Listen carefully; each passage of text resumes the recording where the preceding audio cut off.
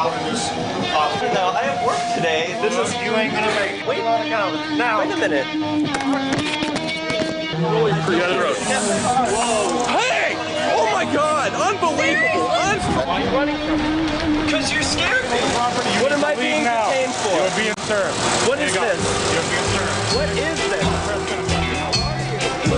Bureaucrats have a funny way of telling people no. That's the sound of the men working on the chain. Derek J's Victimless Crime Spree.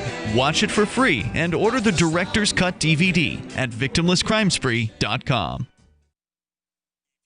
This is the Onion Week in Review. Quiet and reserved temp Kevin Bright surprised his coworkers this week when they discovered that the mild-mannered 27-year-old was actually an untalented singer-songwriter. How did I get here? It's probably a tree. Bright, who mostly keeps to himself at work, usually spends his free time embarrassing himself at open mics across the city, and that underneath his meek and soft-spoken exterior is a terrible guitarist with no musical sensibility whatsoever. You see him in the office, he's this quiet, reserved kid, and you would never think, oh, he's got a great voice and a wonderful stage presence. And you'd be totally right. In other news, an Ohio Film Festival graphic designer decides to go with film reels for the O's. And getting grandma into a family reunion t-shirt is a 3-person job. The entire 144-minute cut of this week's review is available now for just $11.99 on Laserdisc. For more, visit theonion.com/newsbeat. This is the Onion News Network.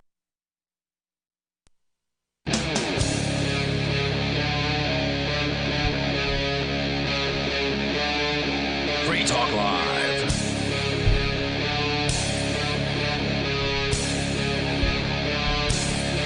It is Free Talk Live. You can take control of the airwaves here, bring up whatever is on your mind. Our toll-free number is 855-450-FREE like freedom. That's 855-450-3733. We have the Discord call-in line rooms over at discord.lrn.fm.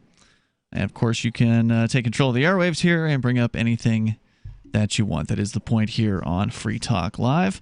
With you in the studio tonight, you've got me, Ian. And Aria. And if you hear some really annoying hold music in the background... I think I've got it far enough away. And these are really good directional mics. I'm just letting our listeners know, if you hear some really annoying hold music in the background, that's because Aria is on hold with the Wells Fargo Bank. And we're not going to get into details onto exactly why that is, but basically they're trying to jack some money out of the Reformed Satanic Church account. Yeah, it's not a good time. No, it's very bad. It's gone from an amazing 3 or 4 days with your campaign to now. Not only we already knew you were going to lose the bank account. Yes, like that we knew it was coming, and we commented the other day that this doesn't have anything to do with the campaign. So correct.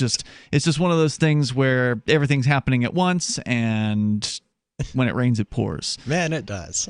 So, yeah. Otherwise, it's been a fantastic day again. I don't think the interviews I did today were as compelling as the ones that I did yesterday, but they were still good. They were still enjoyable. You're going to connect with people, and you are connecting with people. For listeners that don't know, Aria has been making international headlines recently for her campaign as the Cheshire County Republican candidate for sheriff here. But also simultaneously being a trans person, self-described she-male, and Satanist, and also an anarchist, basically, voluntarist. And so it's been interesting that you've been getting a lot of interviews and a lot more requests still coming. Is Russia, it's not Russia Today, some other Russia TV network are they still coming up here? Yes, they're coming out here tomorrow at noon. So I need to clean up the studio a little bit then, right? Because they're coming here. Hurt. They're coming here, right? Yes. Okay. Okay, good to know. Thanks for the heads up. So yesterday we were going to talk. You mentioned a story, but we never got to it on the air, and it was about Christopher Nolan, the director. You know, he's of some renown. He did. He did The Dark Knight. Yeah, he did The Ledger. Dark Knight.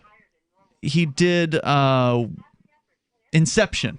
That was the one that I saw that was like, a lot of people remember that one because it's a bit of a mind blower. Yeah, that's a good movie. Yeah, so now I guess this summer he has a new movie coming out called Tenet, and it was originally supposed to come out earlier in the summer, but they pushed it back because of COVID. So many movie theaters have closed. Right. I don't know how many of them have closed permanently, but I bet that's coming. Why release a movie when there's no audience, right?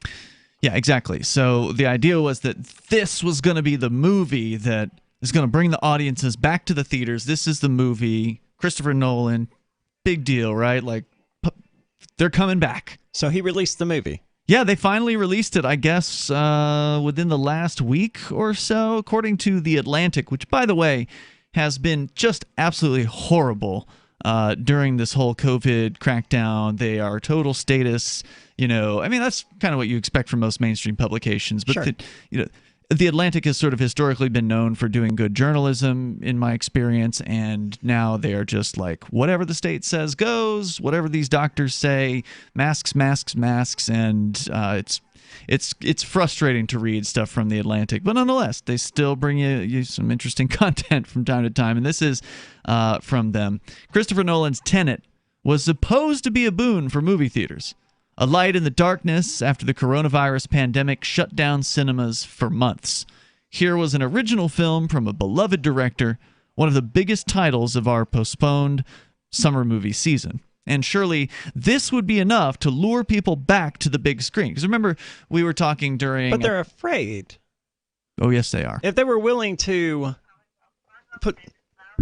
So what you're saying is, as you run off for the call that we were waiting on, they are afraid.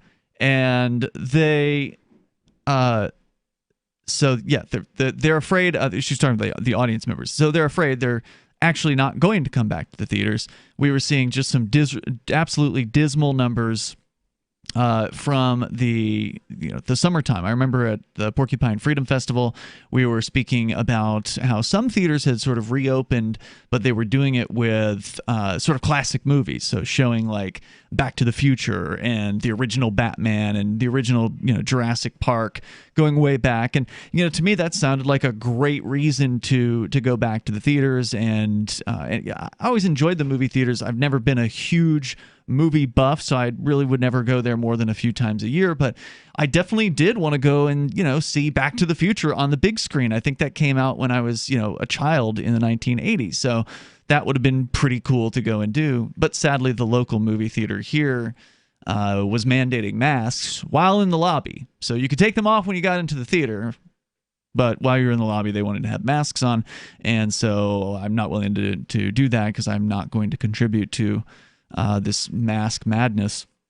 So sadly, I wasn't able to go. And I'm like, I wanted to go see a movie, and I wasn't allowed to. So obviously, these businesses, and including movie theaters, are pandering to the fear. They're pandering to the people that are afraid. They want them to feel safe. They want them to feel safe coming to their business, and I get why they're doing that. I think it's sad. I think that there are a large number of people who are not in favor of the masks, but are wearing them just because so many businesses are demanding it. And so movie theaters are certainly no exception to that.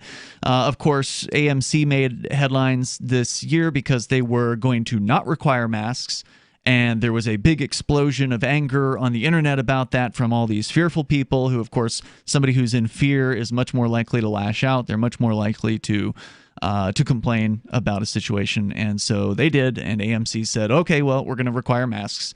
So I don't know, like I said, I haven't tried to go to a movie since probably more than a month ago, and that was the local theater here in Keene. I certainly haven't tried to go to one of these chains. If you want to call in and talk about your movie-going experience here, maybe you have been going back to the theater and you want to comment, you're welcome to join us. The number is 855-450, free like freedom. That's 855-450-3733.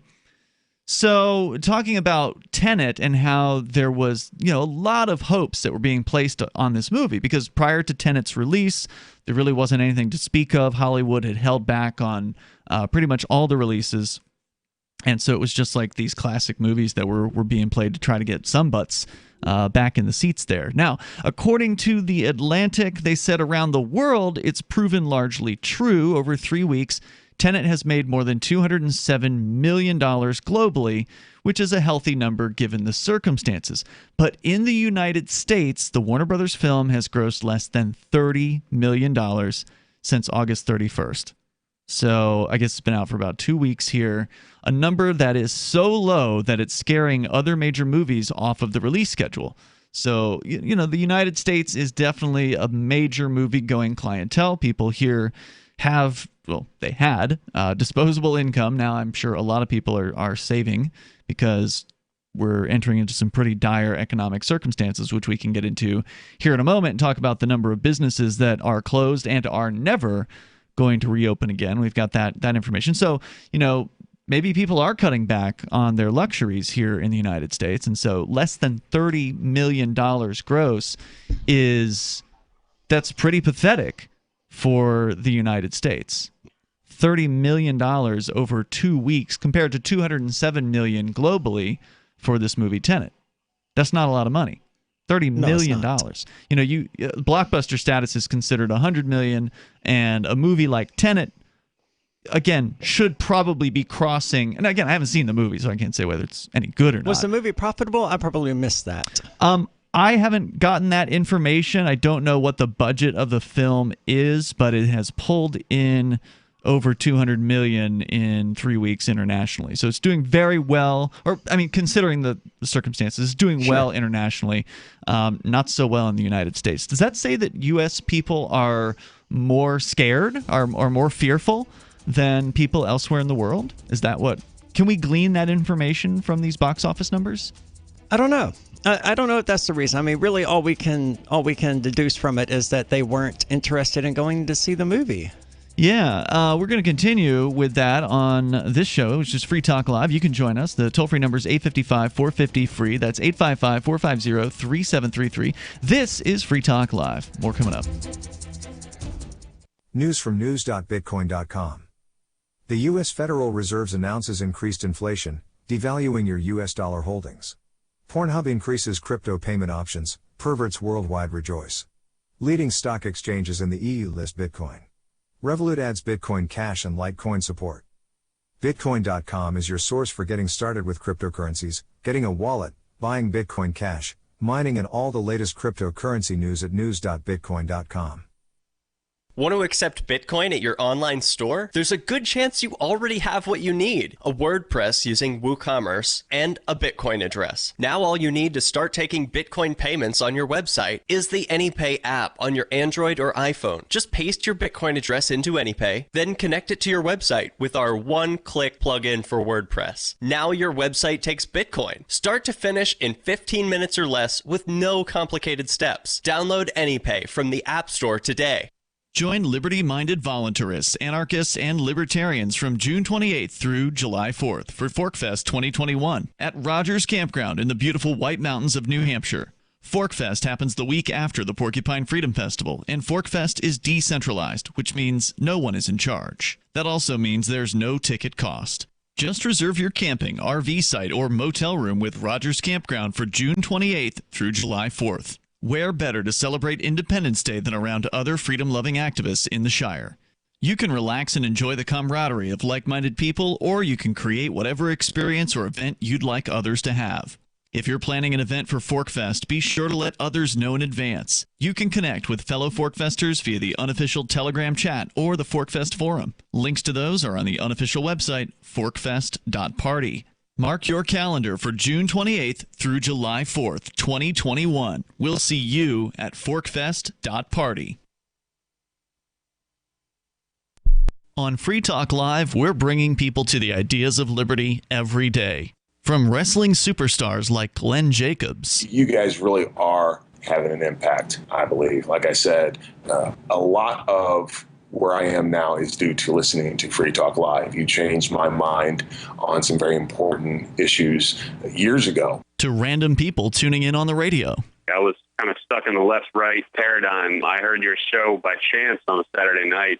From there, I went on, joined the Free State Project, and become an amplifier. So, I mean, that's really the reason why I amp is because I know that if it wasn't for you guys being on as many stations as you are, I never would have found the ideas of liberty. Your amp will directly change more lives by getting Free Talk Live in front of people looking for talk radio online and on the air. When you amp Free Talk Live, you get perks like access to the AMP-only Facebook group and AMP podcast. Visit amp.freetalklive.com. Some of you asked, and now we've delivered. LRN.FM's live Keene, New Hampshire studio shows are now streamed in HD on Twitch. Visit our channel at twitch.lrn.fm and give it a follow. If you have Amazon Prime, you get one free subscription on Twitch. If you use it on our channel, Twitch will give LRN.FM a monthly piece of your Prime subscription cost. So please watch, follow, share, and subscribe to twitch.lrn.fm. That's twitch.lrn.fm. Bitcoin.com has launched a trading platform at local.bitcoin.com, allowing you to buy or sell Bitcoin Cash via dozens of payment methods like PayPal, Venmo, bank deposit, remittances, or meeting in person with cash. There are no ID requirements to sign up for and use the site, and all communications between buyers and sellers are encrypted. Finally, a global trading platform that respects your privacy. Visit local.bitcoin.com to get started trading Bitcoin Cash. local.bitcoin.com. What's up next? Visit the Liberty Radio Network program guide to find out at shows.lrn.fm. That's shows.lrn.fm.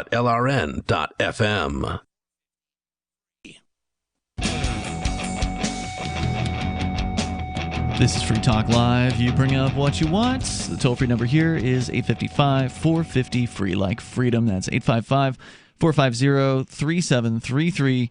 We're talking about the movie theater business. It is a business that for the last couple of decades has been in the decline. I mean, it really has, as home theaters have become more affordable. Now, if you want to, you can go drop a few $100 and you can get a pretty decent sound system and a pretty decent TV, flat screen, widescreen, TV. So it's not hard at all. Now you don't even need Blu-rays anymore. Now you can just stream things right off the internet. So it's even easier now, and it's even cheaper now than it's ever been. And that's been a process over the last couple of decades that's driven people out of movie theaters. And now we're really driving them away because people are actually afraid of going to a movie theater because they're afraid of other human beings, which of course is a ridiculous thing for people to believe and do, but that's the world we live in now. And so as a result, Tenet, or at the very least it's the U.S. that we live in, and Tenet came out within the last couple of weeks and has been underwhelming at the box office. Now, I haven't seen the movie because I can't go to a movie now, not because I don't want to, but because they just won't let me go. They won't let you into the lobby without a mask on. Medical exemptions don't matter. It's their business. They can make whatever decision they want to. So I can't go see it even if I wanted to. But most people aren't going to see it because, well, they don't want to. Now, they might be willing to rent it at home. And in fact, earlier this year, a movie called Trolls 2 was released. I think it was Universal released that one. And it was released direct to home. It was released on, you had to pay like, I think, $30 to see the movie on sort of an on-demand system, streaming. And it did very, very well. In fact, it did better for the movie company, the production company that released it, than its predecessor did. Even though it didn't gross as much in total, it actually was more profitable because the movie companies are getting like, say, 80% or 75% of the revenue from the online streaming, whereas they only get maybe 50% from their deals with movie theaters. So the movie companies themselves, of course, have an interest in going ahead with the online delivery. Now, they've got old business relationships with these theaters, and they're not dead yet, so they're still trying to do something with these theaters, and it's just, according to The Atlantic, it's just not working out. Now, whether that's going to change down the line or not is another question. Of course, another question to ask is how many of these theaters can survive long enough for any sort of positive change to come this way. So Tenet only pulling in $30 million domestically here in the United States in the last 2 weeks. It says now the question is, and this is The Atlantic writing, whether theaters can return to normalcy, but whether they can survive this pandemic at all. And I do want to say thanks to the folks over at Bitcoin.com. We'll continue on Tenet here in just a moment, but I want to let you know that if you haven't looked into Bitcoin yet, I was at I had to go to the dentist today, just my yearly or however many year often cleaning that I had done, and the dentist I happen to go to here in Keene accepts Bitcoin, accepts cryptocurrency for payment, which is awesome. And so even though the office itself does accept Bitcoin as payment, many of the people within the office have never even had a conversation with the actual dentist about this. So I actually got to talk to the cleaning agent there, the hygienist, about Bitcoin, and she asked some good questions. And a lot of people still don't know anything about Bitcoin, and it's been around for a decade. So if that describes you, if you're one of those folks that just hasn't taken the time yet, go ahead, spend 2 minutes or 3 minutes and watch the Getting Started video over. And there's actually a series of them, so if you want, you can watch more than one. But at the very least, watch the most basic one over at bitcoin.com and get started in the world of Bitcoin and Bitcoin Cash and cryptocurrency. So once again, that's bitcoin.com. So the toll-free number here is 855-450-FREE, like freedom. Tenet's lackluster overall performance has started a domino effect. Wonder Woman 1984, a much-anticipated superhero sequel, bumped up its release date from October 2nd back to Christmas. A clear sign that its studio, which is the same one that put Tenet out, has been shaken by the underwhelming box office receipts. Universal's buzzy horror remake Candyman was also delayed until sometime in 2021. October is now devoid of tentpole releases, and November only has 2. Marvel's Black Widow on November 6th, and the latest James Bond film pushed to November 20th. So 2 movies coming out in 1 month. That's not a lot. No, it isn't. From which to choose. Now, they do call them tentpole releases, which suggests that there are some smaller named movies that are going to be coming out. But like as far as big movies are concerned, usually you get close to Christmas time and you get a whole new set of sort of blockbuster-esque movies. Like the blockbuster movies come out in the summertime. It's almost October. We're not going to get any horror movies? Candyman's been pushed back until 2021. So I don't know if That's anything else. Disappointing. Yeah, I don't know what else, what other smaller budget things might be scheduled to come out, but it's not looking good. Assuming these dates hold, and they may not, the U.S. cinemas now have 2 months to keep their doors open, with Tenet as the only blockbuster on offer. And so far, in the United States at least, it does not qualify as a blockbuster because it's only pulled in $30 million. It's not a very good name for a movie. I can't imagine that's doing much to help it. Yeah, well, it doesn't. I don't think it would. I don't think you could change the name of this movie and have it do anything differently. Well, I don't know. I haven't seen it. Well, I haven't either. But I'm mildly interested in seeing it. Like I said earlier, though, I can't. But would you be interested in seeing it if it wasn't the only option? I mean, I liked his movie Inception. I'm by no means a fan of I couldn't name 3 movies the guy has directed, but I could because there were at least 3 Batman movies, right? Oh, did he do all 3 of them? See, I don't even know that. I thought he did. You're probably right. Okay, well, can you name 5 of them? No. Right. So I mean, he's an accomplished director, and considering it is the only movie, that's an argument that it should be making more.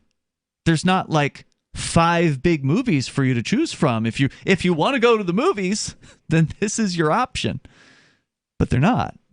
People just don't want to go.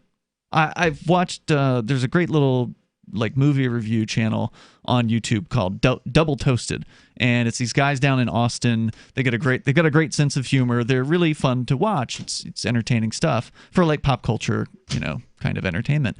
And these guys are movie buffs. And they won't go. Wow. They're afraid. The fear is a serious problem, man. Yeah, it is. And I don't know how to begin addressing that. But if people would look around and not see people dying in the streets, I mean, just use your eyes and your ears, people. Mm-hmm. Sure, COVID is real. I'm willing to grant you that. But bodies aren't piling up in the street. It's not affecting almost anyone that you know. Yeah. And if it is affecting them, it's because they have an underlying condition that, is being exacerbated by COVID-19. Sure. It's not worth all this. It's not worth an entire year of your life, of one movie. Because you're going to die, and that's it. And you're losing an entire year of your life. Let alone the businesses, and we're going to talk about that coming up with a huge number of businesses staying closed forever because of the crackdown on them as a result of this. The toll-free number, if you want to join us here, it's 855-450-FREE. You want to weigh in on the movies. Have you gone recently? Have you thought about it? Are you done? Are you never going to go again? Where are you at? What is your relationship with the American cinema these days? The toll-free number is 855-450-FREE, 855-450-3733. Do you work in the business? What's that like? I mean, because People have told me there's hardly anybody going to the movies here in the local theater. More coming up. Free Talk Live. Free Talk Live is aired on nearly 200 radio stations throughout the week, and we've been doing this for almost 18 years. You can call in any evening from 7 p.m. to 10 p.m. Eastern to talk about whatever's on your mind. Sure, you can waste your time on Facebook and reach dozens of surly posters, or you can call in with your issue and reach 3 surly hosts. Oh, and nearly 500,000 weekly listeners. The number is 1-855-450-3733. That's 855-450-FREE, as in freedom. Divvy's been a pretty good investment for Free Talk Live. Their ad campaign started in September 2019, and from mid-March to mid-July, the values soared by 10 times. It's not too late. Divvy's new wallet hasn't even released yet, and other things are happening that I can't even say on the radio. If you want to invest and potentially do well, go to divvyproject.org. I can tell you that FTL is deepening its partnership with the guys from divvyproject.org. Past performance is not an indication of future profit. divvyproject.org. D-I-V-I project.org. LRN.FM's free-to-air satellite feeds blanket most of 2 continents. It was my goal to put our channel there so people without internet could receive our programs and feed pirate radio stations. As our contract with our satellite provider is coming up for another 3-year renewal, I have to consider calling it quits. It's rare that we get feedback or support from our satellite users. We started a fundraiser a few years ago, and though there are a bunch of great contributors to it, as of this recording, it covers 15% of our monthly satellite costs. Please email lrn@lrn.fm and tell me how you use the satellite feed. Better yet, chip in at fund.lrn.fm. The costs aren't the issue. We can afford them, but why continue something not valued by the market? Want to help? You can join our satellite fundraiser for just $2 a month at fund.lrn.fm. If we raise enough to keep both channels on the air, awesome. If we raise more, I'll add more channels. If not, we can shut them down and go internet only. It's up to you. Thank you for your support. Fund.lrn.fm. I'm a little obsessed with My Magic Mud. Several years ago, I met Jessica Armand, the founder and CEO of My Magic Mud, and I didn't even know my teeth were coffee stained. A week's worth of use convinced me, and now I use it every 3 or 4 days. It's clinically proven to whiten teeth, and I think it cleans better, too. My Magic Mud's available at most local health food stores, Sprouts, Natural Grocers, CVS, Walmart's Natural Beauty Aisle, but I can get it for you for 20% off with coupon code FTL20 at mymagicmud.com. FTL20 mymagicmud.com. So you've heard all 3 hours of the latest episode of Free Talk Live, and you're still hungry for liberty-oriented audio content? Did you know that we have another 24/7 audio stream at lrn.fm? The Liberty Radio Network airs the latest episodes of some of the best liberty-oriented podcasts on the internet around the clock. In addition to recorded content, you'll also hear live shows like Free Talk Live, originating from our Keene, New Hampshire studio. So listen anytime at lrn.fm. That's lrn.fm. The Free State Project has reached its goal of 20,000 liberty lovers who've pledged to move to New Hampshire and get active to achieve liberty in our lifetime. Perhaps you're trying to figure out what part of New Hampshire should be your destination. If so, consider Keene. You'll find more than 150 reasons to move to Keene at move.freekeene.com. Keene is famous for its historic, publicity-generating activism, as well as being the liberty media capital of the world. It's home to freekeene.com, New Hampshire's destination for liberty activism, news, and opinion. For years, we've been compiling over 150 reasons to move to Keene at move.freekeene.com, where you'll learn about some of what's happening here and what makes Keene a great place to live. If you love liberty, you'll probably enjoy anywhere you end up in the Shire. But do your due diligence first. Please visit move.freekeene.com for the full list of over 150 reasons to move to Keene. That's move.freekeene.com. Live video of our Keene, New Hampshire-based shows is streamed on DLive. Please follow and share at dlive.lrn.fm. That's dlive.lrn.fm.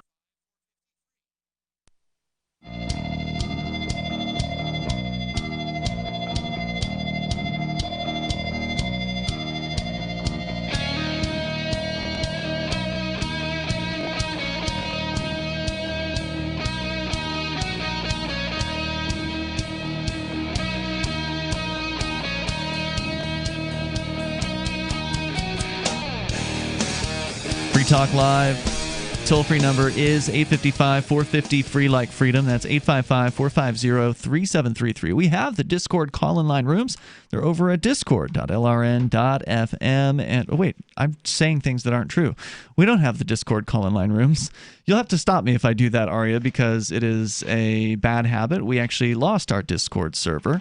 They unceremoniously disconnected it the other day. And they did. I mean, they did send a warning a few months ago, but then nothing else happened. It was a useless warning, one that didn't give me any new information whatsoever. It didn't give me any information about whether what the reasons were for it. And so far, I'm just checking my emails here. Nope, Discord has not sent me any kind of information about what caused the issue that allowed them to pull the server down in the first place. So I suspect it was related to Wesley. Well, there's apparently Wes has denied that he had sent that. I guess, got his own Discord server, and some of our listeners are over on that server, and he is saying he didn't have anything to do with it. So I hope that's true, and I hope that he is well. So we can go to your calls, your thoughts. You can bring up anything that you want. The toll-free number, which is all we have right now, 855-450-FREE. That's 855-450-3733. Tom is on the line in New Hampshire. Tom, you're on Free Talk Live with Ian and Aria. A black couple walks into a bar. They walk on up to order drinks, and the bartender chases them away. No, you can't come in here. Go away. And the customers, the patrons, protest. Why did you chase them away for? What did you do that for? That's not right. And the bartender explains, I know them. They're 20.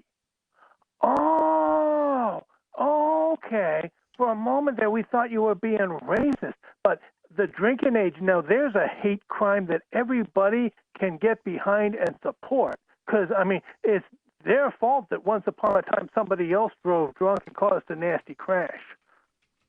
Are you talking about age discrimination, Tom? Is that what you're getting at? Yeah, I'm talking. Mm-hmm. Well, it's not merely discrimination. It's an unforgivable hate crime because the government is maliciously trampling the unalienable rights of innocent persons, not merely discriminating. Yeah, well, you're absolutely right about that. I mean, because a young person should be in as much ownership of their body as anybody else. And if they decide they want to put a poison into it, they should be able to make that choice. And we all know they do anyway. We know, and thank you, Tom, for your call tonight. We know that, I mean this is how we end up with things like the Benadryl challenge or whatever it was. It's because they can't just put alcohol into their body. Right. And that's not to say that alcohol is safer than Benadryl necessarily. I mean, you can die from both of these activities. But if alcohol were available at younger ages through legal channels, it's more likely that those young people would have they would have the ability to use it in a more safe manner. And the reason I say that is because if you are raised alongside of responsible use of alcohol, then you're much more likely to use it responsibly as you get older. If, however, you are raised in a family that says, nope, you can't have, don't ever touch it. Don't ever touch alcohol. It's bad. You've got to be 21 and only then are you able to touch alcohol. Well, of course those kids are going to go out and they're going to drink. They've been told how scary and how bad a thing is, but yet they're going to see their friends doing it, and it looks like it's fun, and so they're going to do it, and they're going to go overboard. Yeah, of course. Like kids do. Yeah, as they want to do, and they're going to get hurt, some of them. Some of them are going to end up in the hospital, and some of them are going to end up dead from either driving drunk or just being stupid and drinking too much. Yep, unfortunately. And that's the reality. And so if you go into communities where younger people are able to consume alcohol without fear, without the negative connotations of you're a bad person or whatever kind of societal pressures might be on them in that way. If society accepts that, you know, if you're if you're 10 years old and you're out to dinner with your parents and they want to share some wine with you, then that should be a completely legal act. There's no crime there. There's obviously not a crime there, right? Right. There isn't a crime there in most of the things that are illegal. Yeah. But yeah, allowing your 10-year-old to have a sip of your wine or whatever, shouldn't be illegal. It is. Not just a sip. If they want to have a small glass of wine, whatever. It's your family. They can make whatever decisions, or should be able to make whatever decisions they want. In fact, I think I've heard that some states actually do have like a family exception where there are certain circumstances in which that can happen. I don't know which states they are. If you want to share that with us, you can call in. Toll-free number is 855-450-FREE. But of course, it's still, in those states, it's still illegal for the child to go out and drink at their friend's house or something like this. It's only like with their parents they can make those choices. But that's a big deal, to be able to make those choices for yourself. And so Tom's absolutely right about that. Let's go to Gene the Christian Anarchist. You're on Free Talk Live. Hello, Gene. Hey, dial-up sucks. Oh, wow. You're on dial-up? Yeah, there's no Discord. Oh, dial up the phones. That's cute. Right on. Yeah, well, I mean, we could have spun up another server, but why bother? I mean, they obviously don't want us, so, I'm not going to keep bringing them more business, if you will. Not that we were paying them. We certainly weren't. No, but we brought them users, and I'm sure that helps them in some way. Yeah.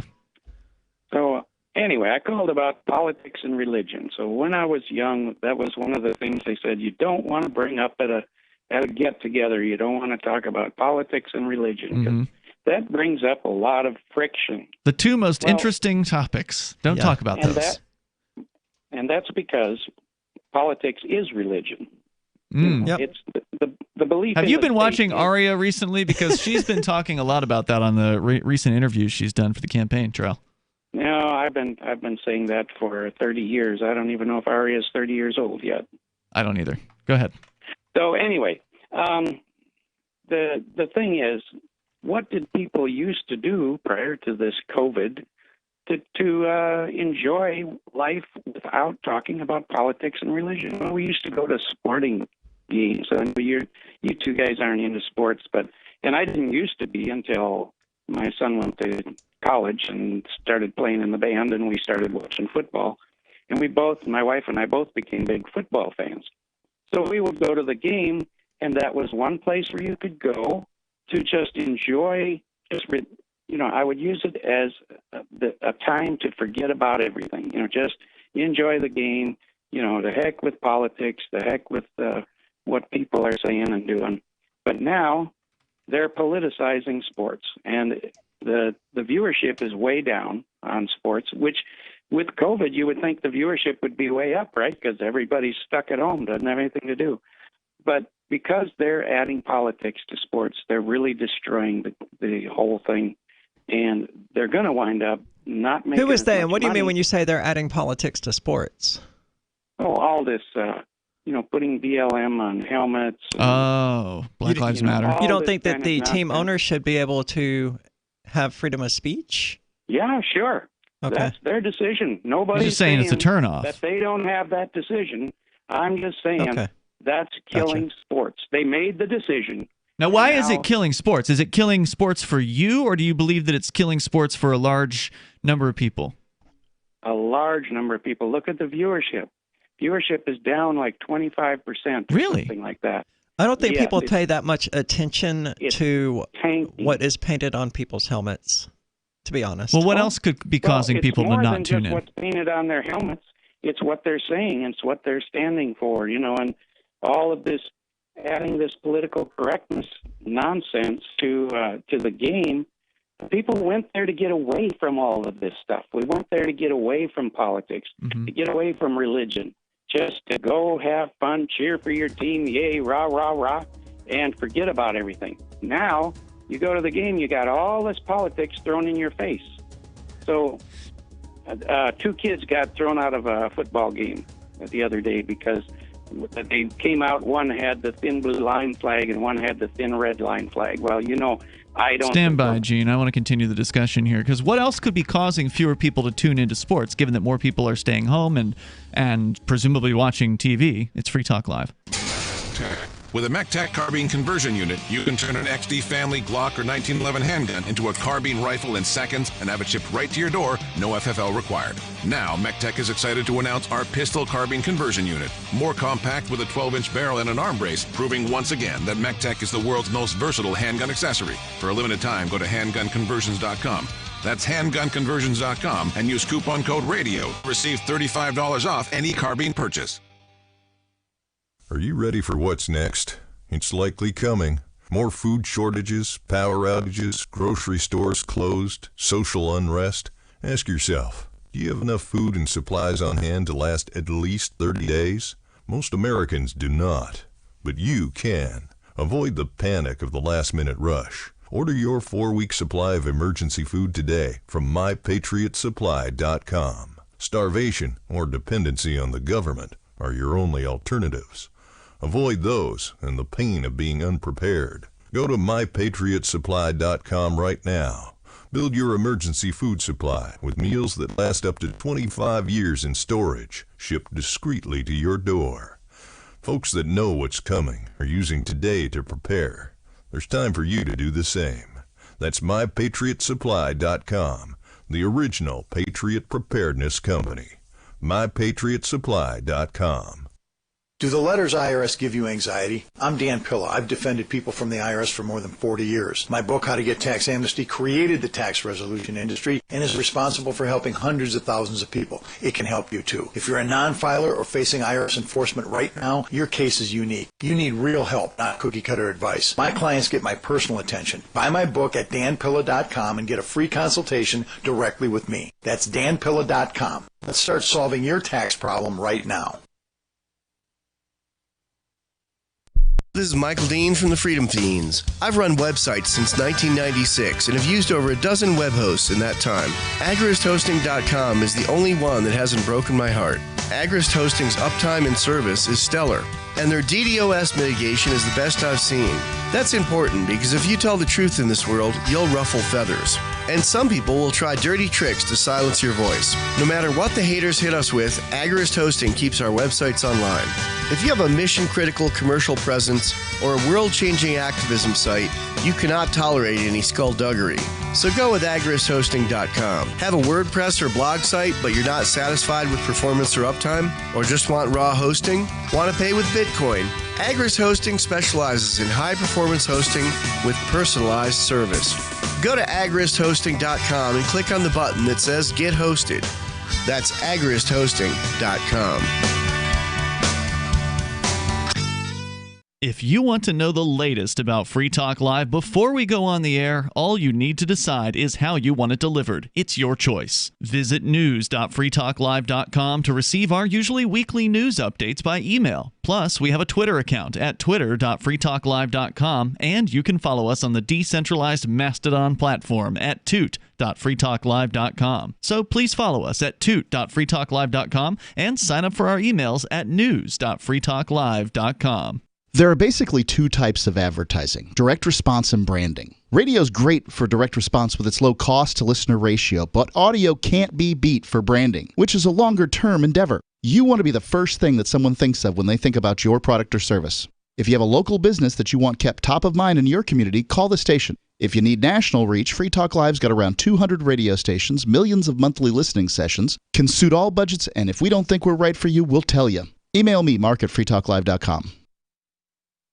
You're listening to the best liberty-oriented audio streamed around the clock, on the air, and online. This is the Liberty Radio Network at LRN.FM.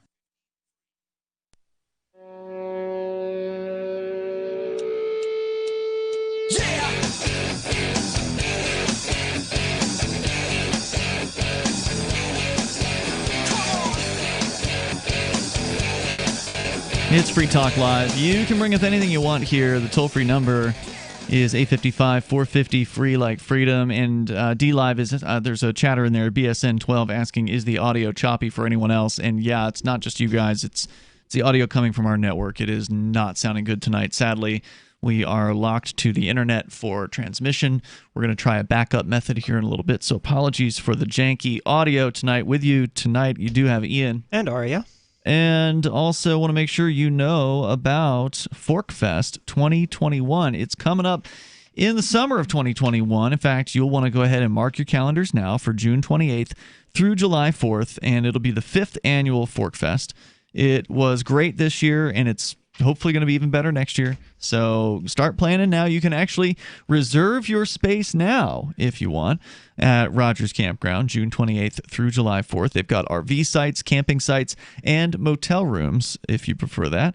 So it's up to you. And the cool thing is you're going to be hanging out with other like-minded, freedom-oriented people and celebrate Independence Day around your liberty-loving neighbors here in the Shire.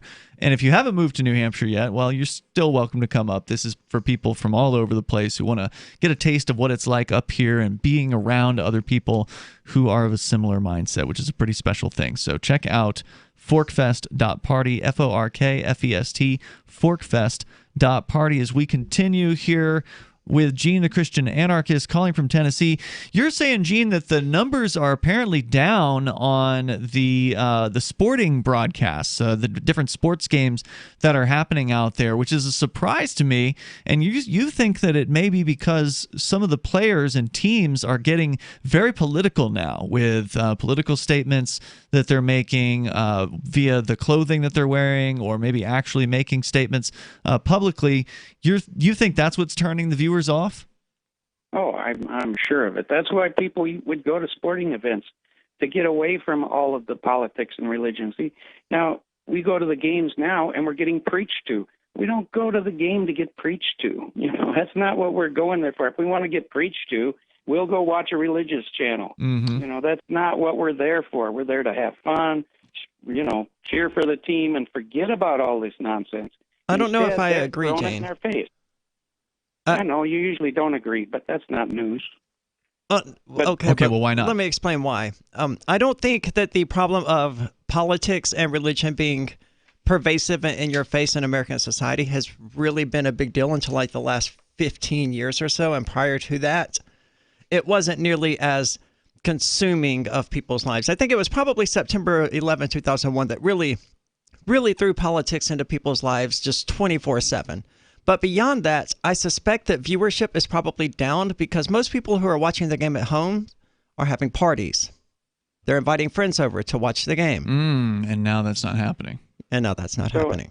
But anyway, what's happening now is they're going to be killing the golden goose. So all these guys in sports that were getting these millions of dollars to play these games, they're not going to have millions of dollars if they're not going to be able to sell tickets to the games, which obviously all the stadiums are empty, and if they're not going to get advertisers from a certain level of viewership.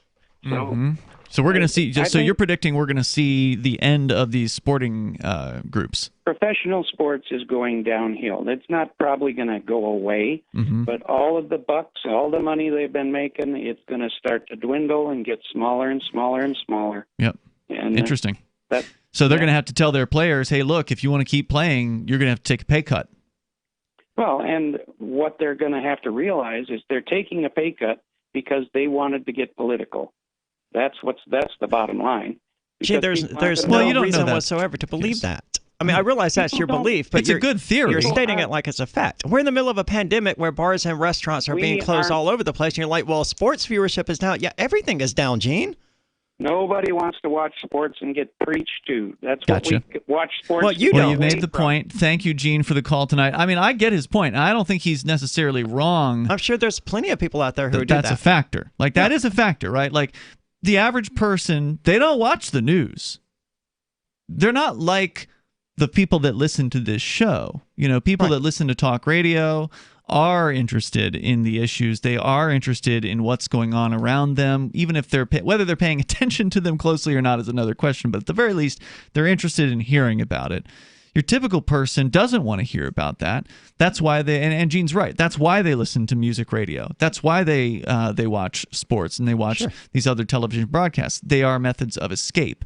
And so I don't think he's wrong. Whether that's the reason why they're down 25% is inconclusive.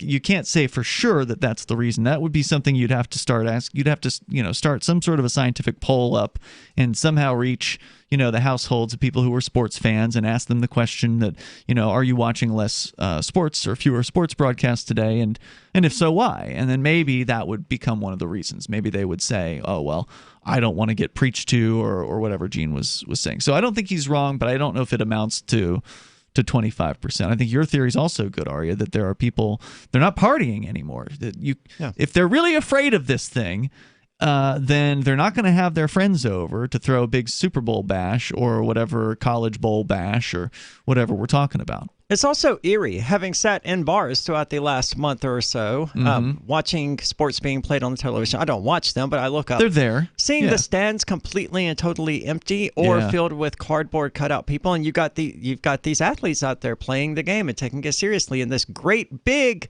giant, empty stadium. Yeah.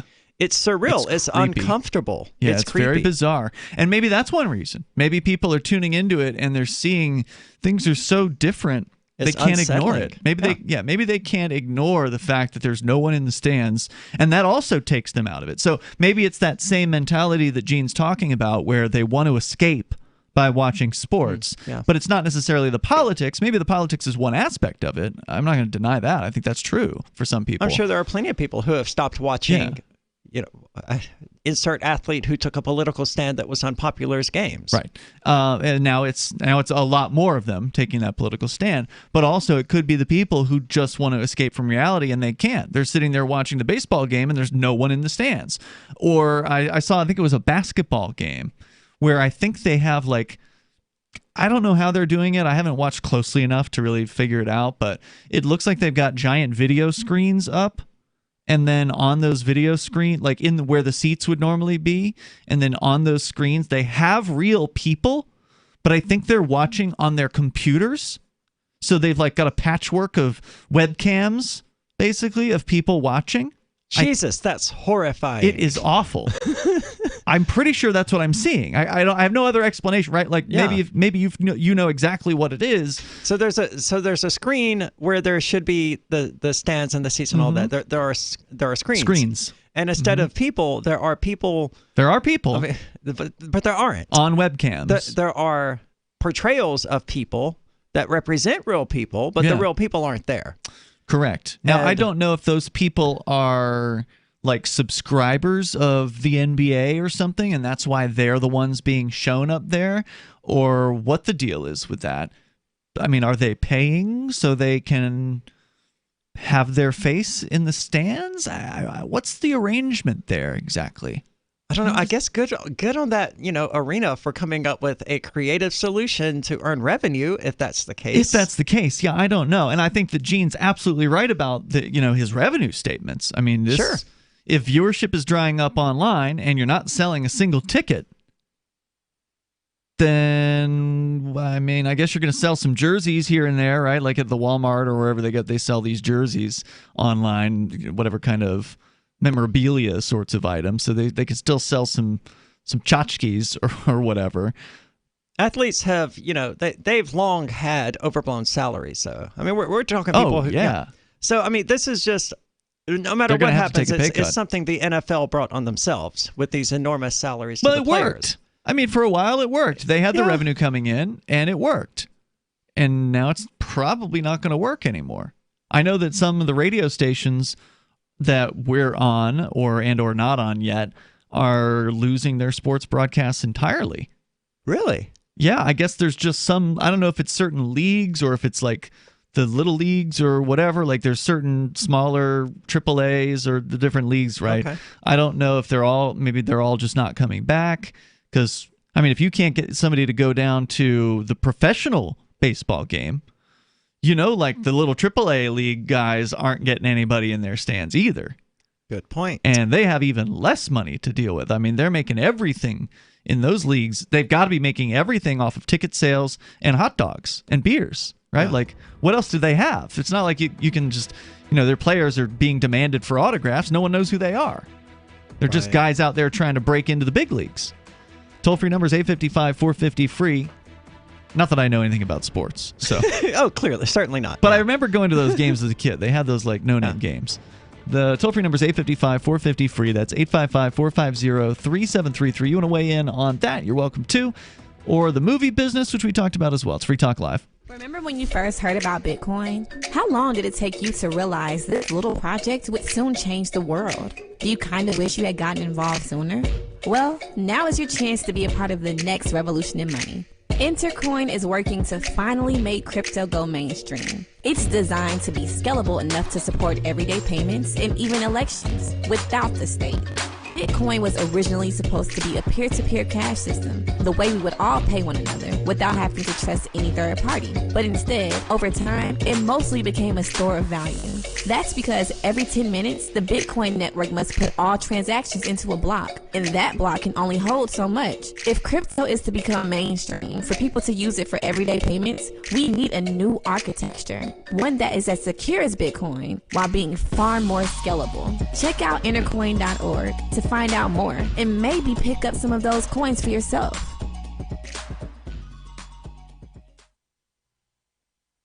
Looking for a great real estate investment? Consider New Hampshire, which is ground zero for the Liberty Movement. Your first call should be to Mark Worden from Porcupine Real Estate. He's more than just a real estate agent. He's your New Hampshire concierge. Where are the best places to live? Do you want farm, city, the burbs, or forest? Do you want a duplex or multifamily building so that renters pay your mortgage? There are homes in all price ranges in New Hampshire, and Mark can help with financing too. Invest in liberty and property. Mark Worden can help. PorcupineRealEstate.com. The LRN.FM social media channels have been revamped. We've eliminated Facebook and focused on other platforms like Twitter and Mastodon, the decentralized alternative to Twitter. On our accounts, you'll find posts from multiple LRN.FM show hosts together in one place. Follow us on Twitter at twitter.lrn.fm, or better yet, move to the decentralized Mastodon social media platform at toot.lrn.fm, toot.lrn.fm. I think you'll like it. You're listening to the live edition of Free Talk Live. Hour number 2 is next after the news here on the Liberty Radio Network at LRN.FM.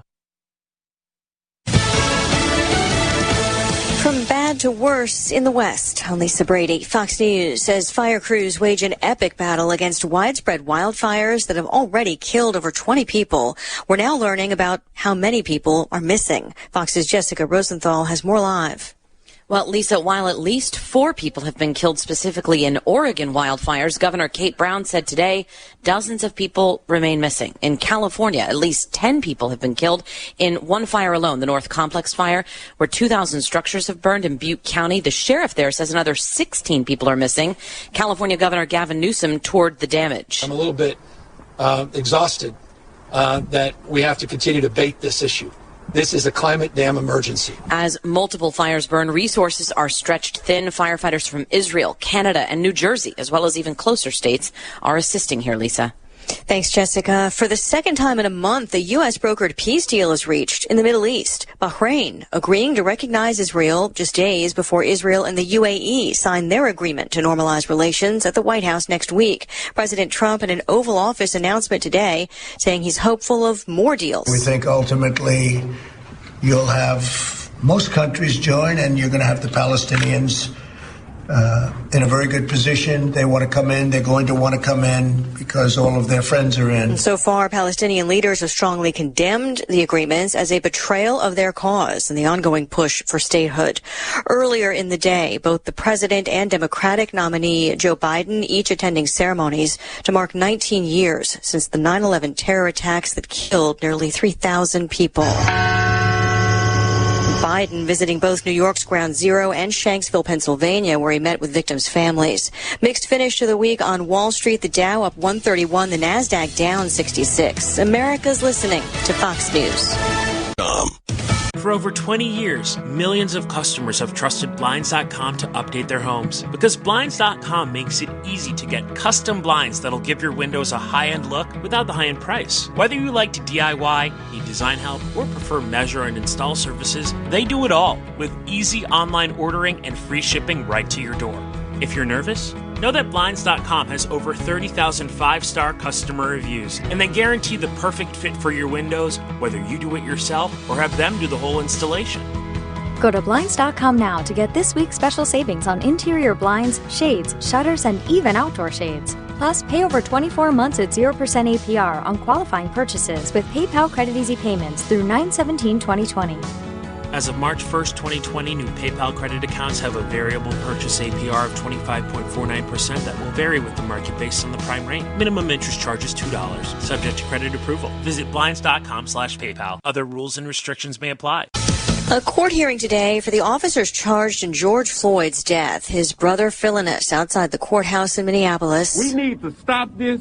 This is wrong. We need justice, and we demand that. Family members urging peaceful protests to continue. A lot of questions facing the judge. No decision on motions in Minneapolis in the case against 4 officers accused in the death of George Floyd on a possible change of venue or to combine cases. Though Hennepin County Judge Peter Cahill did disqualify Hennepin County Attorney Mike Freeman and 3 other prosecutors, saying a private meeting that they held with a medical examiner makes them now witnesses in the case. Today's hearing marked another step in what will be a long process toward justice. Minnesota Attorney General Keith Ellison, the judge still also has yet to rule on motions to dismiss. Jeff Manasso, Fox News. One of the federal prosecutors helping to lead an investigation into the origins of the Russia probe has resigned. We have some good news. The indictments against Ross Ulbricht in the District of Maryland were dismissed with prejudice, meaning they can never be refiled. This is especially good because those indictments contain the only charge ever made that Ross engaged in murder for hire. This was a serious allegation that Ross Ulbricht denies. It was never prosecuted or ruled on by a jury, but was trumpeted by the federal government and the media as if it were proven fact. The Maryland court held these indictments for almost 5 years, poisoning Ross's case and leaving him under a cloud of unproven allegations.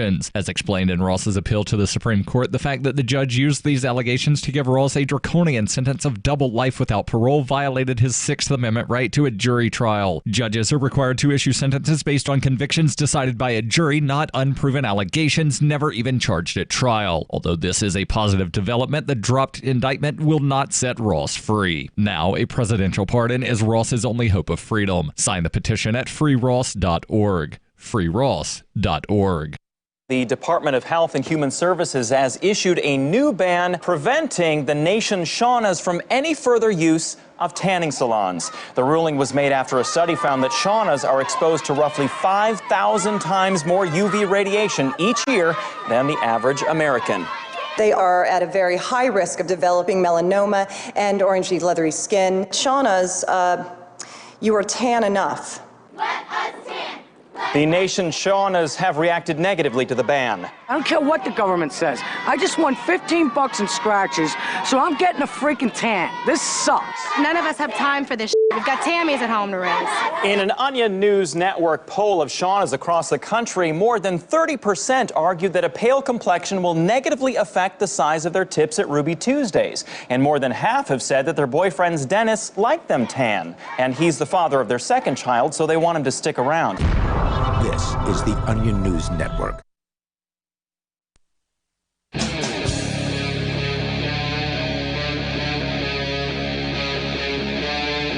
Free Talk Live. It is Free Talk Live. You can bring up anything that you want. Our number is 855-450-FREE like freedom. That's 855-450-3733. We have the Discord call-in line rooms. No, we don't. Thank you. I don't know how many more times I'm going to screw that one up. I appreciate that. Yeah, we lost Discord. And so we were actually just talking with Gene the Christian Anarchist about the football, baseball, various different sports games out there. Apparently, they're having a tough time, even though more people are staying home than ever before.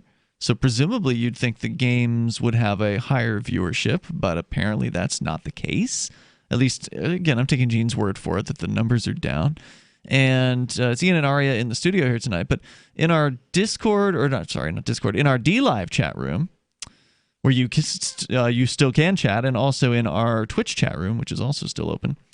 There's a gentleman here, BSN12, says, I stopped watching hockey playoffs this year, and politics definitely has something to do with it. Okay. So, you Good to know. Again, that's going to be true for some people. Others, maybe like we were saying, maybe they're even more depressed by seeing the fact that the stands are empty. And it's like, I don't want to see this. I'd rather just not watch. I wouldn't be surprised if that was the case. I don't know that that's the case. It may not be. But. Well, I know. I find it depressing, and I'm not a sports fan, and I'm not an easily depressed person either. But I've been in the same bars you're talking about, right? And I look up as I'm chatting with whoever it is I'm at the bar with, and I see these empty sports seats on these stadiums, and I'm like, wow, that's really lonely. That's really sad. I find it unsettling more than depressing. Okay. Well, I mean, like I said, I'm not depressed about it, but it's like, wow, sure. That's not good. That looks really bad. That's like embarrassingly bad to have empty seats. Let's go to Ray. He's on the line in Florida. Ray's watching via Twitch. Go ahead. Hey guys. Hey, Ray. So it's my first time tuning in here. I'm watching on Twitch. All right. I had a kind of a thought about the last guy that was calling in, and in regards to sports ratings, it seems to be. I've actually done some previous research about this for a school course, and it's pretty much only football that's seeing low viewing. Okay. Sports like UFC and NHL are actually showing not necessarily record views, but higher view count. For example, with NHL, almost about 40% more than last year for the same time in the season. Now, are they getting political at all with the NHL? I guess that is a pretty valid point to pull up, is that pretty much football is like one of the only sports, I would say, other than maybe MLB. Baseball has notoriously, as the football league, always been pretty political. Sure. Sports like, UFC, NHL, have usually always kind of strayed away from political opinions. However, so are you backing Gene's point that the reason these are probably up are because they've always avoided the politicization? I not necessarily. From what it seems like, most of what they've been reporting from the different viewerships is mainly due to the fact that things like the NFL didn't have a preseason this year, whereas things like the NHL, the season that's currently occurring is it's a delayed season finisher from earlier this year, and then with things like UFC, it's they've opened up quote unquote new leagues in order to satisfy viewer demand for different types of fighting and stuff, and they're doing fight houses where they're pulled into different groups and stuff like that. So I wouldn't necessarily say that it has anything to do with politics. I would mainly just say it has more to do with like time of year streaming, if that makes any sense. Time of year streaming? Is that what you said? Yeah. So like, for example, this is like a normal football season, right? And it's not necessarily, hey, like, let's continue our season. I don't know. I don't know how to explain it, but from what I was reading for the report I was doing a couple weeks ago here, it's pretty much what I'm doing terribly at explaining is that there's a lot of kind of factors to it, such as how it's being reported, which site you're referencing, because sites like Fox News have recorded their best ratings since 2016. So it's not necessarily. When you say, I'm sorry, before you go on, when you say sites like Fox News, are you talking about the Fox Television or the website? Yes, like Fox Sports. Sorry. Fox Sports, they have like a Fox Sports channel or something? Yeah. Okay. Right. Huh. Okay. So what I've taken away from your call so far is some sports leagues are doing better than they did last year, and others are down. Which is also a good point. People's interests change. Baseball used to be, the national sport, but it's clearly been rugby football for the last, 10 years. I did that just to piss people off, yeah. Right. All right, Ray. Well, hey, thanks for weighing in on this. Anything else you want to share tonight? I would definitely say that what I believe her name's Ari had mentioned before was that there's definitely the factor that people are stuck at home. So the record views that are normal for Sunday Night Football and stuff is party viewers and stuff like that. Whereas this year we're kind of all stuck at home. We have other things we need to tend to. We're stuck at home with the kids more, and we have work more, and all this kind of stuff. Yeah. So I would definitely say those are factors that tend to be looked at a lot less for some reason. Now, when I know that it's different for all the sports leagues that they do, like where they select the guys, their players, and they bid or whatever to try to get player A over from Team X and so on and so forth. Had they done that before the COVID thing, or did that come up in the middle of COVID? And did it affect the prices they were paying for these guys yet? And if not, do you expect that that their salaries are going to be down for 2021? Do you mean for like all sports or for certain ones? All of them. I mean, maybe for certain ones maybe all of them, because they're not selling tickets, right? I mean, there's no one in the stands for any of these games. Well, yes and no, because they do have like the paid, viewership sites and stuff, like the NBC and the. But why would anyone do the live viewership and like cable views are up. For example, I hate to keep referencing it, but for example, NHL cable views are up by 120%. Wow. Okay. Whereas NBC Games, which is their proprietary site, is up by 11% viewership.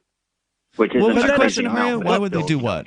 Why would I don't recall now, but that's certainly. Why would someone pay for a web subscription? I mean, they're fanatics. They'll pay for that stuff. Well, yeah, it was related to that, but that's not going to make nearly the same amount of revenue.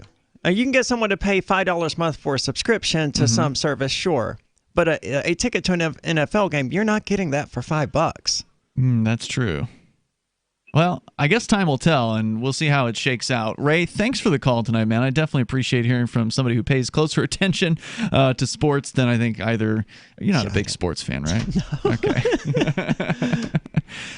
Yeah, I mean, I can remember some of the names from the 90s, but I wasn't a fan back then either. It was just it was more available to my life at that time than certainly it is now. If you want to comment, you're welcome to join us here. Larry is on the line in Indianapolis. Larry, you're on Free Talk Live.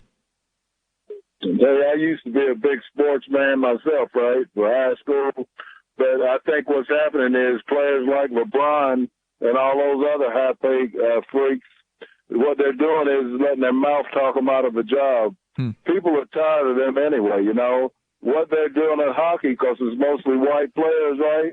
But they're tired of these Negro players making all this money, and they're going to cut their salaries in half because they get paid per game. Like if they split their salary up, if they don't play the game, they don't get paid. So I just think that that's about ready to come to an end. But you know what I've really been enjoying, boys? I've been enjoying Funky Joe Biden. I want to hear about it. Hang on, Larry. Funky Joe Biden. That's the first time I've heard that that moniker for him. 855-450-FREE. How's he getting funky now? We'll find out with what Larry has to say coming up here. It's Free Talk Live. Did you know you can support freedom of speech just by visiting shop.freetalklive.com? You'll see links to Walmart, Love Java, Newegg, and more. Every day, Free Talk Live is at the forefront of the liberty movement as the biggest liberty-oriented talk show in the world, giving you a platform to be heard on any topic. Get listener-only specials without doing anything other than an extra click. Visit shop.freetalklive.com. Use the links and buy what you'd be buying anyway. Take action now. Save and support freedom. Visit shop.freetalklive.com. It's shop.freetalklive.com. Divvy's been a pretty good investment for Free Talk Live. Their ad campaign started in September 2019, and from mid-March to mid-July, the values soared by 10 times. It's not too late. Divvy's new wallet hasn't even released yet, and other things are happening that I can't even say on the radio. If you want to invest and potentially do well, go to DivvyProject.org. I can tell you that FTL is deepening its partnership with the guys from DivvyProject.org. Past performance is not an indication of future profit. DivvyProject.org. DIVI Project.org.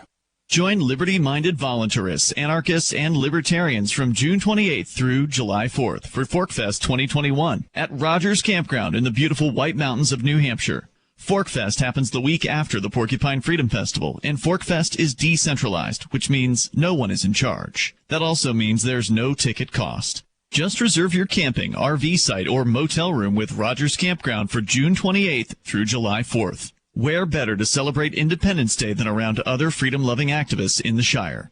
You can relax and enjoy the camaraderie of like-minded people, or you can create whatever experience or event you'd like others to have. If you're planning an event for ForkFest, be sure to let others know in advance. You can connect with fellow ForkFesters via the unofficial Telegram chat or the ForkFest forum. Links to those are on the unofficial website, forkfest.party. Mark your calendar for June 28th through July 4th, 2021. We'll see you at forkfest.party. Join liberty-minded voluntarists, anarchists, and libertarians from June 28th through July 4th for Forkfest 2021 at Rogers Campground in the beautiful White Mountains of New Hampshire. Forkfest happens the week after the Porcupine Freedom Festival, and Forkfest is decentralized, which means no one is in charge. That also means there's no ticket cost. Just reserve your camping, RV site, or motel room with Rogers Campground for June 28th through July 4th. Where better to celebrate Independence Day than around other freedom-loving activists in the Shire? You can relax and enjoy the camaraderie of like-minded people, or you can create whatever experience or event you'd like others to have. If you're planning an event for Forkfest, be sure to let others know in advance. You can connect with fellow Forkfesters via the unofficial Telegram chat or the Forkfest forum. Links to those are on the unofficial website, forkfest.party. Mark your calendar for June 28th through July 4th, 2021. We'll see you at forkfest.party. There are lots of ways to listen to Free Talk Live. Our podcast has been around since podcasts began, and now the FTL feed is loaded with content besides our full show archives. Did you know that we make it easy for you to customize your podcast subscriptions? We have different feeds, one that includes only our full shows, one with just the Daily Digest, and our main feed that includes everything. You decide what you listen to. It's quick and easy to customize your feeds at feeds.freetalklive.com. That's feeds.freetalklive.com. Are you tired of governments murdering people around the world? Stop using their money. There is an alternative. Bitcoin is a stateless free market non-political currency. Bitcoin cannot be inflated or controlled by any government. By using their money, you are helping the state. Stop doing it. You have an incredible alternative available now. Learn it, use it, spread it. Get started with Bitcoin at bitcoin.com. That's bitcoin.com. Do you love Twitter? Make sure you favorite the LRN.FM Twitter account so you can receive our tweets at twitter.lrn.fm. That's twitter.lrn.fm. Free.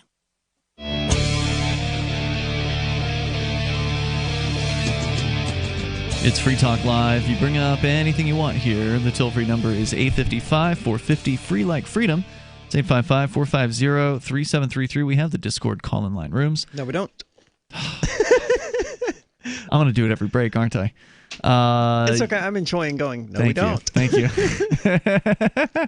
We don't have those lines, so and it's too bad because it was a nice feature. And at some point we will get some sort of high-quality method to call back in.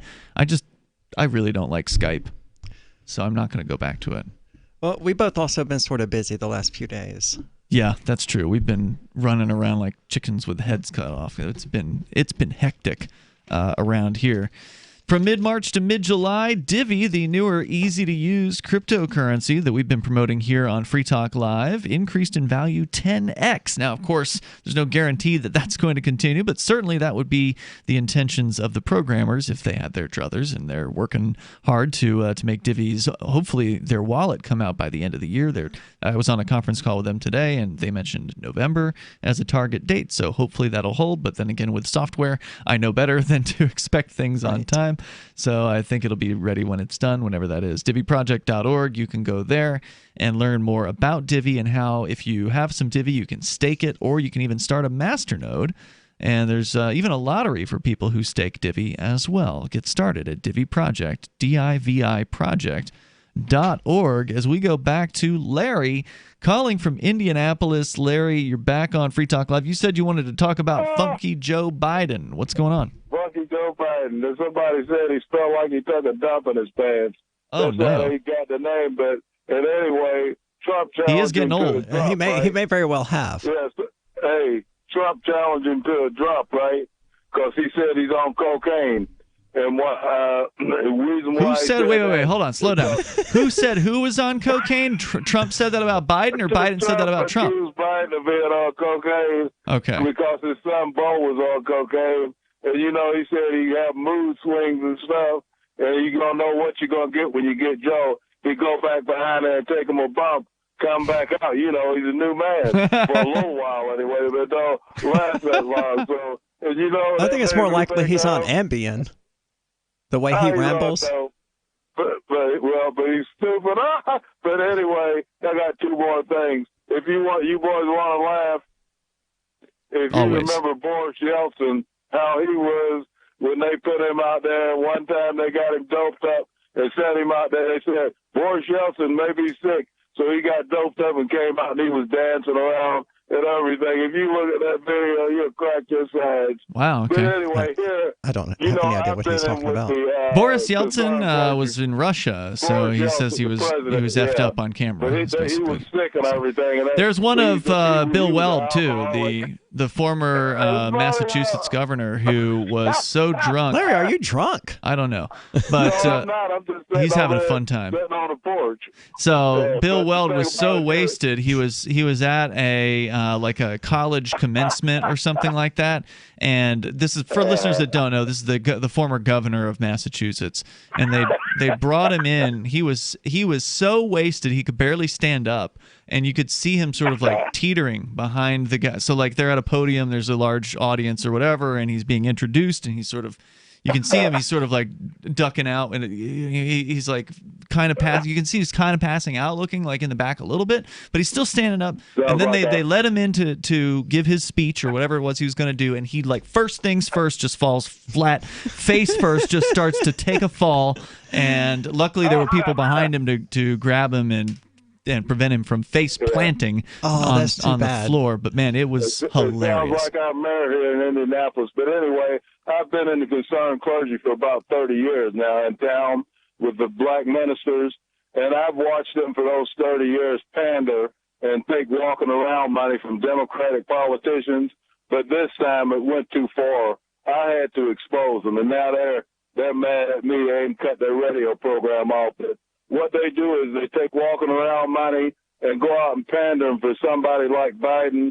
Biden is something wrong with him, man. We can see now, when that. you say walking around money, what do you mean, Larry? You mean they're like just walking the streets preaching and getting money?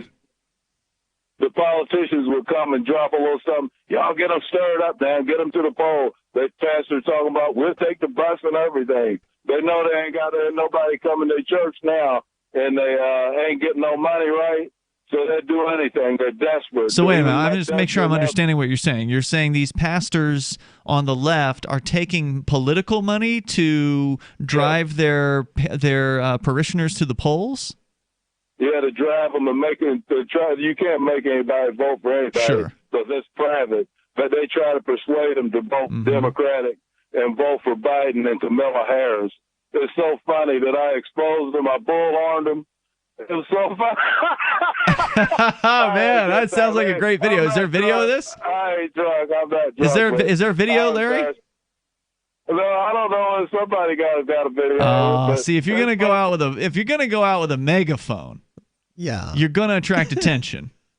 That's the point of the megaphone, right? Is to attract attention. So if you're going to go out with a megaphone, you should have somebody come out, like, have a kid or, some young guy with a video camera come out, somebody who wants to make a splash or somebody who's looking to get some experience. Bring them out there, have them record you as you megaphone, because it's hard to do it yourself. Like some of the YouTubers can do it, like where they have a camera in one hand and a megaphone in the other, and they're trying to do it themselves. It's always better if you can have a separate camera guy. So if you're making a point of going out to give some organization or some group a hard time on a megaphone, go ahead, spend the few extra bucks, hire somebody if you can't find a volunteer, get them to come out and get video of this, because it's fun for you to sit here and tell us about how much fun it was. Because it sounds like it was fun, because he's laughing. He's enjoying good himself, old time. man. Thank you, Larry, for your call tonight, man. I definitely appreciate it. But, and he's a good storyteller, and I enjoy hearing from him, and he's an interesting caller, but it's more fun to actually be able to see the reactions, right? Sure. Because it's one thing to see what you are doing. I mean, if it's just about you on a megaphone, that's not as interesting. It's interesting to see what people do in response to the megaphone person. That's the interesting part about megaphoning videos. And, of course, Charlie Veach and spiritual entertainer. Danny from the UK. We've had Danny on the show in the past. Actually, he was at Anarchapulco. These are like two of the key megaphoners on YouTube from like more than a decade ago. If you've never seen their work, they're great. They go out in the UK, in downtown London, and just megaphone in various different public places on various different issues. And it's been particularly interesting. Spiritual entertainer, aka Danny, I think Danny Shine is his name. He's been going out doing a bunch of like COVID related videos where he just like confronts the cops and asks some really tough questions, and like during the middle of these lockdowns and things like that. So he's been having a lot of fun with it. Actually, he brought back the megaphone because he had put down the megaphone for like years on his channel, and recently he brought it back. So I'm happy to see that stuff happen. I love those. I love those kinds of videos where it's just a lone guy going down with a megaphone, because that's all they got. They don't have any backup. You know, they probably would have to hire somebody to help them out. Toll-free number is 855-450-FREE. That's the number here. We've actually still got more about the movie business. Like, how bad is it? We heard Tenet only made $30 million so far in 2 weeks. That's not good at all, but there's more to say about that. The toll-free number is 855-450-FREE. That's the only way you can call right now. And we'll see if I screw that one up again. You can probably put money on it. More on the way here. Take control of the airwaves. It's Free Talk Live. Remember when you first heard about Bitcoin? How long did it take you to realize this little project would soon change the world? Do you kind of wish you had gotten involved sooner? Well, now's your chance to be part of the next revolution in money. Intercoin is working to finally make crypto go mainstream. It's designed to be scalable enough to support everyday payments and even elections without the state. Bitcoin was originally supposed to be a peer-to-peer cash system, the way we would all pay one another without having to trust any third party. But instead, over time, it mostly became a store of value.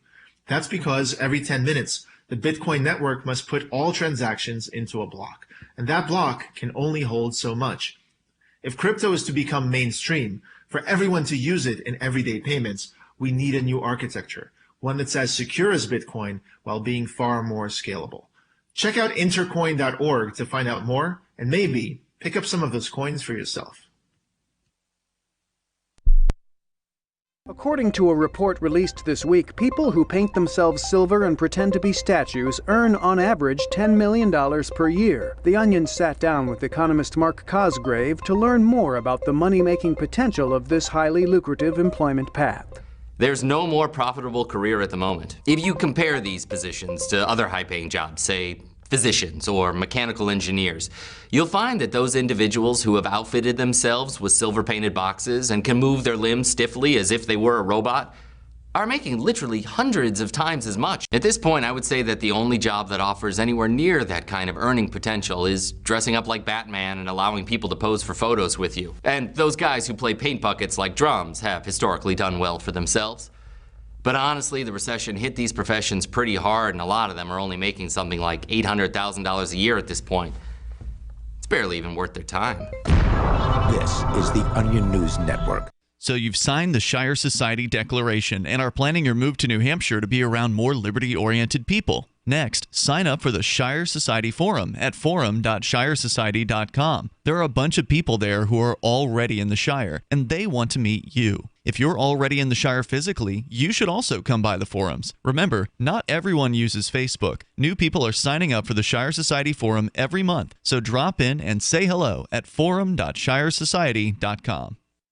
What if you want to hear the latest episode of Free Talk Live, but all you have is your phone? You forgot to download our archive, and you have no data connection. You can call our Listen line at 641-793-0191. That's a long-distance number, so you may incur charges. If not, listen as long as you want. 641-793-0191. The Free Talk Live Listen line, 641-793-0191. Excuse me, is this where I get a license to start a new business? I wouldn't be hasty. You have to get a license to go out of business, too, you know. Oh, well, look, I've invented this little anti-gravity machine, see? Oh, is that why you're walking 2 inches above the floor? Oh, yes, it's very comfortable. It saves on shoe leather. Yeah, well, you have to fill out these forms and report to the Human Services Department of Manpower Orientation and register with the Fair Employment Practice Commission, the Wage and Hour Division of the Employment Standards Administration, the State Sales and Income Tax Division, the Internal Revenue Service, and the Social Security Administration of the Department of Health, Education, and Welfare, and, of course, OSHA. OSHA? I thought that was a little town in Wisconsin. You'll find out. Say, floating around like that could be dangerous. Have you checked with the Consumer Product Safety Commission? Well, not yet. Come to think of it, you actually are flying, aren't you? Look, you need to go over to the Federal Aviation Administration and the Transportation... It's very hard to get anything done these days if you're in business, but free enterprise built this country. Think what could happen if we don't keep it free. A public service of this station and the Center for the Defense of Free Enterprise, Bellevue, Washington. Besides, we just can't have people floating about unregulated, you know. You can put the Liberty Radio Network on the air in your area. Visit broadcast.lrn.fm to learn how. Broadcast.lrn.fm.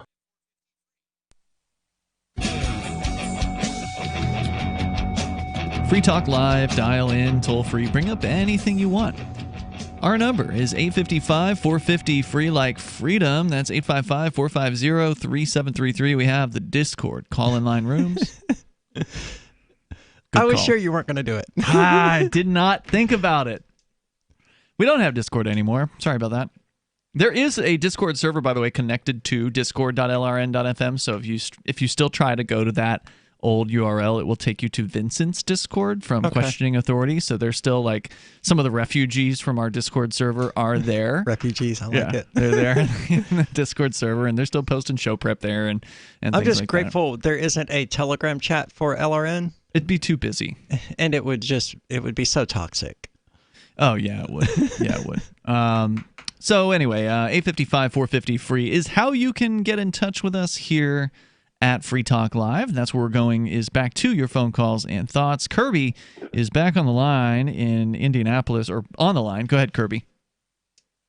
Hey, what's up, man? Hey, you Kirby. don't have Discord. I just wanted to remind you. Thank you. I really appreciate it. At some point, I'll learn that lesson. Yeah, probably next week. Yeah, right?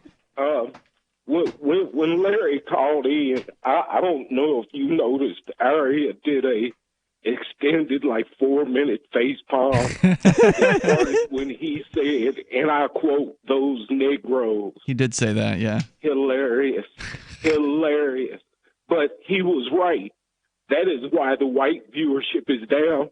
I've had several white cats come to me and just basically tell me they won't watch because they don't want to see the protest T-shirts or anything like that, and that these athletes need to shut up and play ball. Those people just want to bury their heads in the sand again and pretend like everything's fine so that nothing changes. Well, that's the way it's always been with people. I mean, that's nothing new. It's true. People have said that about Hollywood stars too, right? Sure. Like it's like, oh, Brad Pitt, just shut up and talk, act. Just go in and do your movie thing. We don't want to hear what your opinions are. Is sort of the attitude.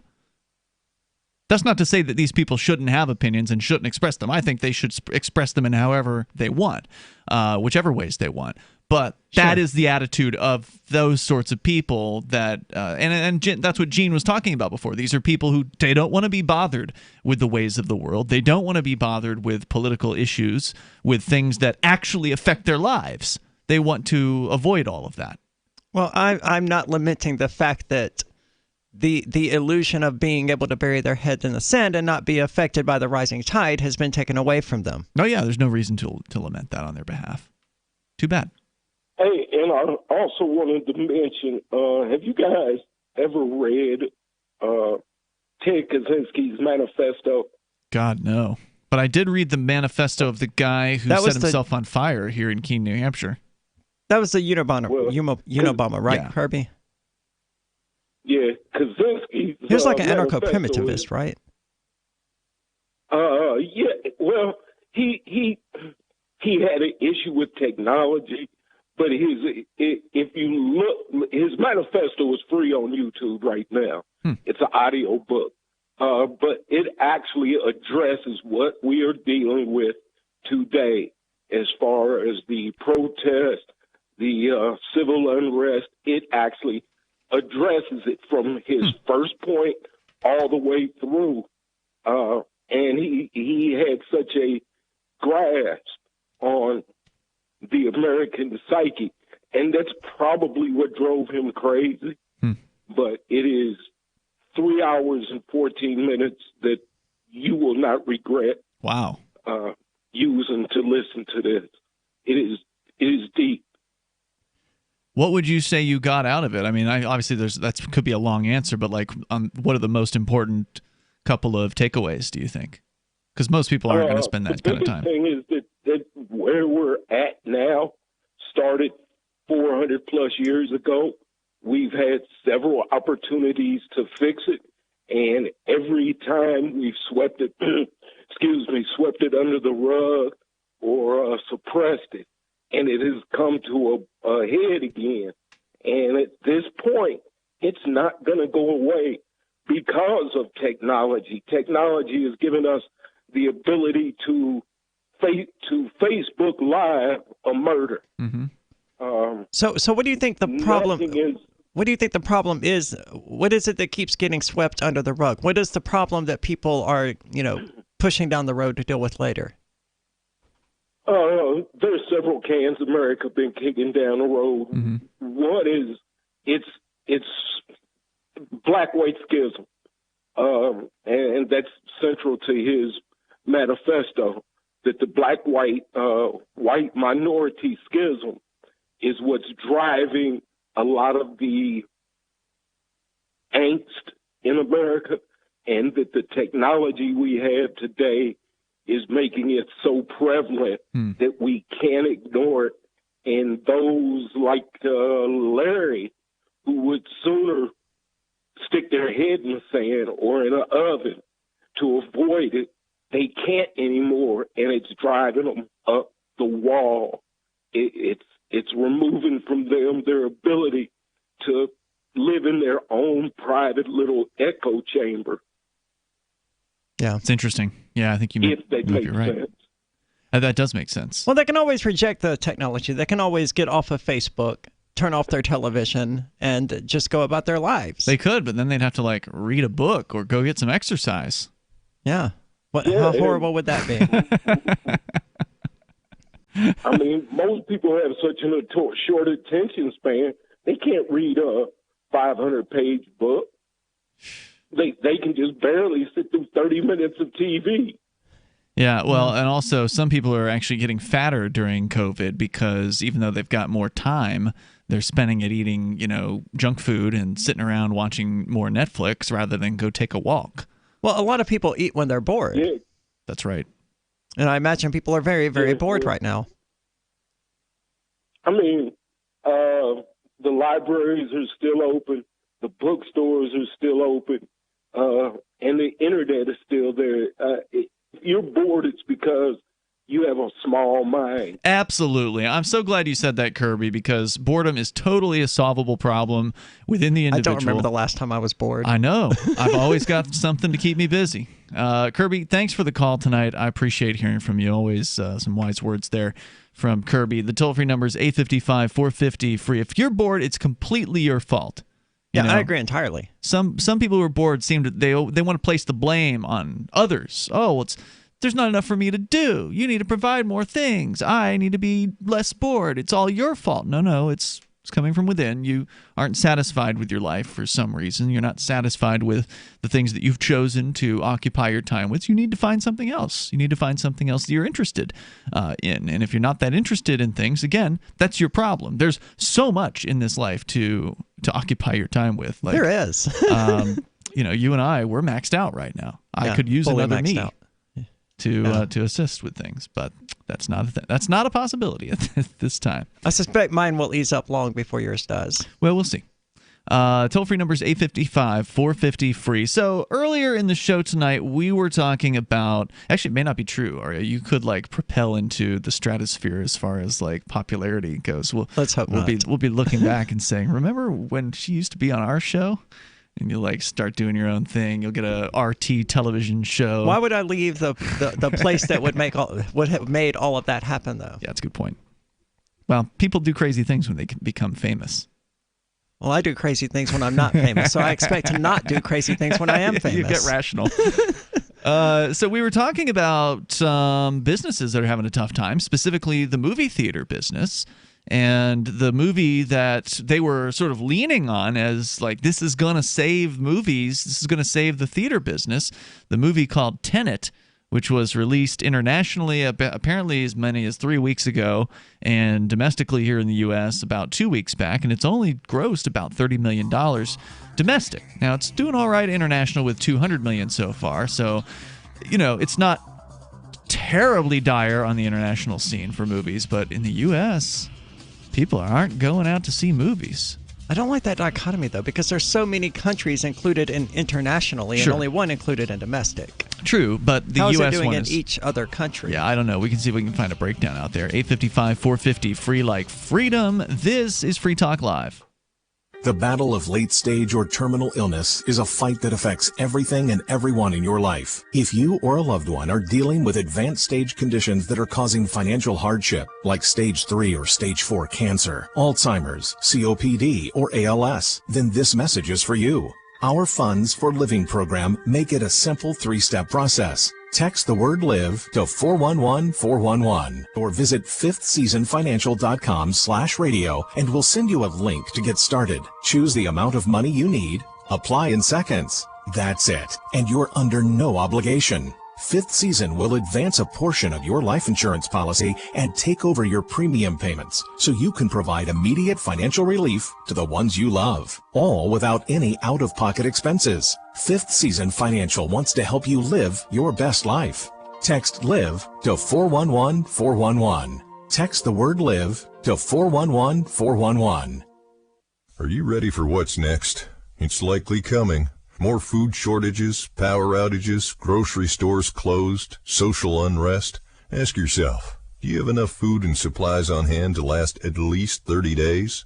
Most Americans do not, but you can. Avoid the panic of the last-minute rush. Order your 4-week supply of emergency food today from mypatriotsupply.com. Starvation or dependency on the government are your only alternatives. Avoid those and the pain of being unprepared. Go to mypatriotsupply.com right now. Build your emergency food supply with meals that last up to 25 years in storage, shipped discreetly to your door. Folks that know what's coming are using today to prepare. There's time for you to do the same. That's mypatriotsupply.com, the original Patriot Preparedness Company. mypatriotsupply.com. Why did you move to the Shire? I moved here to the Shire because there's other people around who take liberty just as seriously as I do. I moved to the Shire because I saw videos of people challenging authority and thought that I could get support myself. It called to me, like, do this, right now. I wanted to be around people like me who got it, and once I got here, I knew there was nowhere else that I wanted to be. I've always wanted to change the world, so I moved to the Shire to join people who were actually working towards doing the same thing. The people here are awesome, loving, and positive. It was for the adventure and for the feeling of something important is happening here, and I just wanted to come to sort of be part of that. Visit ShireSociety.com to read and sign the Shire Society Declaration and learn the reasons why, if you love liberty, you should immigrate to the Shire. Plus, connect with others via the forum at ShireSociety.com. That's ShireSociety.com. Some of you asked, and now we've delivered. LRN.FM's live Keene, New Hampshire studio shows are now streamed in HD on Twitch. Visit our channel at twitch.lrn.fm and give it a follow. If you have Amazon Prime, you get 1 free subscription on Twitch. If you use it on our channel, Twitch will give LRN.FM a monthly piece of your Prime subscription cost. So please watch, follow, share, and subscribe to twitch.lrn.fm. That's twitch.lrn.fm. The new 4th edition of Healing Our World, The Compassion of Libertarianism, will take your understanding of liberty to a deeper level and has over 1,300 updated references, new cartoons, and a foreword by Dr. Ron Paul. With discounts for multiple book purchases, the 4th edition of Healing Our World is a great gift for the liberals, pragmatists, environmentalists, and Christians in your life who think libertarianism is cold-hearted. Get yours today at healing.freetalklive.com and use promo code FTL for a $5 discount. Help get LRN.FM into more ears. Visit promote.lrn.fm for a free bumper sticker, flyers, banners, graphics, and more. Promote.lrn.fm.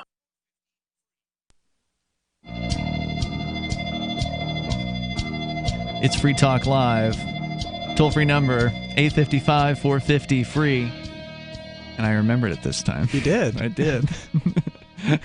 That's all we got is 855-450-FREE. I could put Skype back up there, but you know what? Screw Skype. Well, wasn't there an issue with Skype, like you not being able to select your sound card? Wow, what was it? Now, there was a few different things. Like, they basically gutted the feature set from the software for no reason whatsoever. Maybe they just wanted to simplify it, dumb it down. Well, that's what Microsoft basically does. Yeah.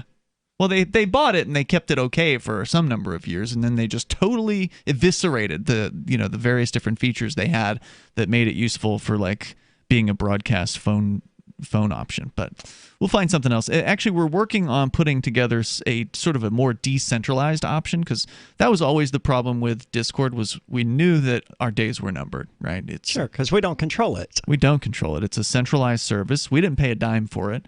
So, considering the price we paid for it, it certainly was entertaining for quite a long time. Yes, it was. It was great.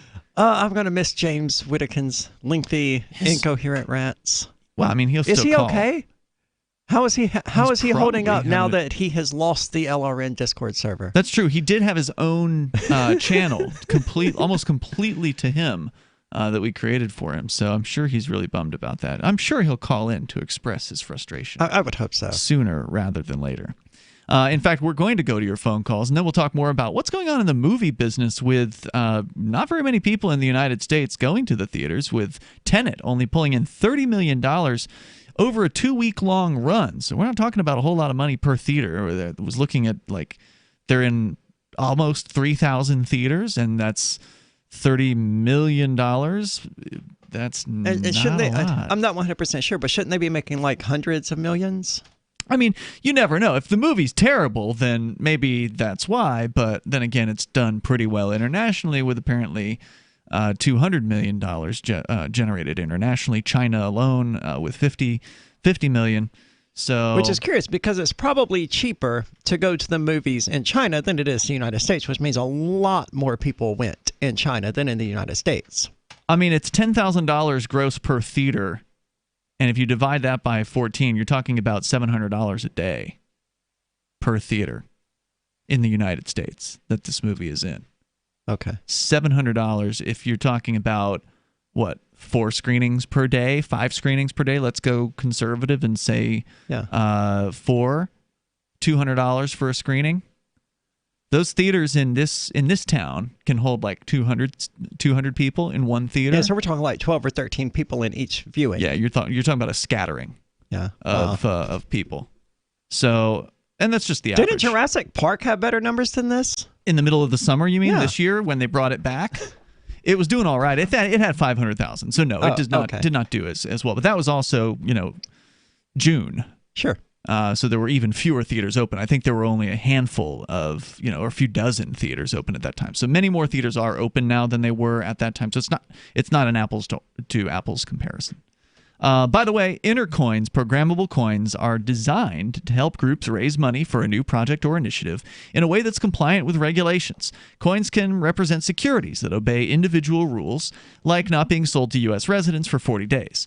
Purchased coins can contain rules that govern how they are to be spent and when they can be cashed out. And Intercoin itself is designed to provide full trustless liquidity between any currency pairs, removing the need to list coins on exchanges to enable secondary trading. Intercoin is attempting to regain some of our freedoms that are threatened on the internet and in meat space. Now, we think that's important here on Free Talk Live, so we accepted $40,000 worth of Intercoin tokens from Intercoin Incorporated for advertising. If you think freedom is important too, check out Intercoin at intercoin.org. You can invest in this project and potentially make big gains, or just be involved and perhaps shape its future. Intercoin.org. We go to Noah. He's in California, listening to us on twitch.lrn.fm. Go ahead, Noah. Hi. Hey. I just wanted to touch on the last guy who was talking about Ted Kaczynski. Yeah. One of the main underlying points that he was trying to get through to people was that for all of human history, humans adapted to their environments. Sure. Right? And now we have come to a point since the Industrial Revolution that our environment is changing faster than humans can process, and that has a massive influence on human psychology. And what do you think that influence is going to be? Well, Ted did not think it was going to be very good. One of his famous quotes, I should pull it up so I don't butcher it. And how did that lead to him? How did this conclusion that humans having a changing environment being a bad thing, or it's changing too fast for them to adapt to, how did that lead to I'm going to blow some S up? You know? I mean, it's a valid point. Humans used to adapt to the environment. Now humans adapt the environment to them. Well, they try. Yeah. I'm not quite Well, I mean, sure instead of adapting to the really cold up here, we're just turning on heaters. Right. Well, you're going to die if you try to stay out in that cold. You're not going to make it. You've got to have heat. Yeah. Well, humans used to live in it. One of his quotes with fires. was, imagine a society that subjects people to conditions that make them terribly unhappy, then gives them the drugs to take away their unhappiness. Mm-hmm. Science fiction, it is already happening to some extent in our own society. Instead of removing the conditions that make people depressed, modern society gives them antidepressants. Mm-hmm. In effect, antidepressants are a means of modifying an individual's internal state in such a way as to enable him to tolerate social conditions that he would otherwise find intolerable. Yeah, I mean, this whole society is sick. The people are constantly medicating themselves in a way to try to take themselves away from what's going on here, and we've discussed that on a myriad of occasions on how the human animal, just like any other animal, will try to avoid pain and seek pleasure. And as a result of that, if their life is full of what they perceive to be pain, they're going to go in a direction that will try to abolish that. And if that's diving headfirst into alcohol or some other kind of mind-altering substance, then that's absolutely what they'll do. And you're absolutely right about that. No, or Ted, I guess, was right about that. So, but how did that lead to the conclusion that he needs to blow up a building?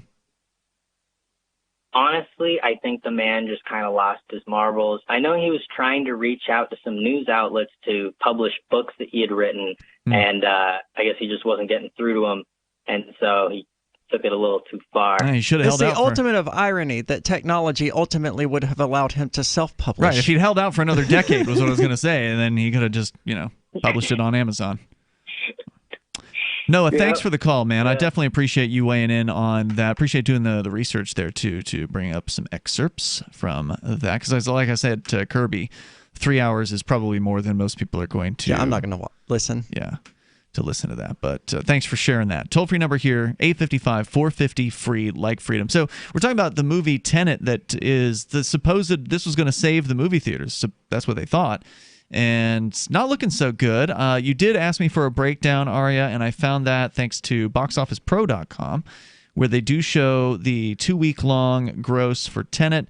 It's China is the number one market. Now, of course, that's a huge population, so you would expect that they'd be doing pretty good. $50 million worth grossed in China. The U.S. in second place with $29.5 million. United Kingdom with $16.5. So there's a good example. UK. What's the population of the United Kingdom? I mean, it couldn't be more than, 25 million or 30 million or something like that. Don't get me guessing, dude, because I do not have any idea. I would. Okay, 66 million. A little bit larger than I thought. But still. And how much money? Roughly half of the U.S. gross. Okay. So they have like a sixth of the population or a fifth of the population, but they did half the gross. So more people per capita are going to the movies in the United Kingdom. And they're handling COVID similarly. But with even more fear than we are. I mean, they did at one point have a full lockdown, if I remember correctly. They were very locked down. Yeah, I don't know what their current status is today, but they definitely were pretty locked down. But still doing better in the movies than the United States. And it's that just goes to show how powerful. And it's U.S.-Canada. It's U.S./Canada is what domestic is. So it's not even just the U.S. Just goes to show how powerful the propaganda apparatus behind COVID-19 has really been in the United States. Absolutely. People are just scared to death out there. I wonder if in the UK they have car commercials that constantly mention COVID-19 in their faces. I wonder if they have mannequins in their stores that are wearing masks. I mean, from the videos I've seen, the guy I was telling you about earlier, the guys with the megaphones, they're in the UK. They're in London. And, I mean, it seems very similar between here and there. There's people in masks. Sure, but our propaganda is everywhere. Mannequins wearing masks? Yeah. That's insane. Did they really go that far with the propaganda in the United Kingdom? If you're That's there, what I would like to know. Yeah, if you're there and you want to weigh in, I know it's late right now over in the UK, but we do have some listeners out there. 855-450-FREE. That's 855-450-3733. That's the only way you can call in tonight. But we'd still love to have you participate here on Free Talk Live. We got a full hour to go. Whether you want to weigh in on the movies, Ted Kaczynski, whatever is on your mind goes. This is Free Talk Live. Hour 3 is next. Maxwell, he was a runaway to rescue, great disposition. About 9 years ago, he was scratching a lot, and he started losing some hair. My vet, she says, oh, he must be allergic to the chicken. Another vet said, it's the grain. Third vet, she says it's the weather, something in the air. And then somebody said, DINOVITE.com. I had been listening to these Dynavite ads, hearing about different stories of different people, and it just clicked. I got my first 90-day supply, and it took a grand total of 2 weeks. And the dog stopped itching, the hair stopped falling out. Dynavite is nutrition. And Maxwell loves it. Now he's close to 10. And the Dynavite is a big part of Maxwell's diet. Dynavite for life. You won't believe how happy your dog will be. And he's a spectacular dog. DINOVITE.com. Cell 411 is a free app for Android and iOS that replaces government-controlled 911. Cell 411 allows you to preset a group of friends or private organizations to show up at any emergency. Cell 411 is a nightmare for the state because it proves their so-called services aren't needed. Cell 411 has had thousands of installs, and of course it's covered by the BIPCOT no government license. Cell 411 because your friends won't shoot you when you're in trouble. Without the government, who would build the emergency services? You and Cell 411. Get it today at getcell411.com. So you've heard all 3 hours of the latest episode of Free Talk Live, and you're still hungry for liberty-oriented audio content? Did you know that we have another 24/7 audio stream at LRN.FM? The Liberty Radio Network airs the latest episodes of some of the best liberty-oriented podcasts on the internet around the clock. In addition to recorded content, you'll also hear live shows like Free Talk Live, originating from our Keene, New Hampshire studio. So listen anytime at LRN.FM. That's LRN.FM.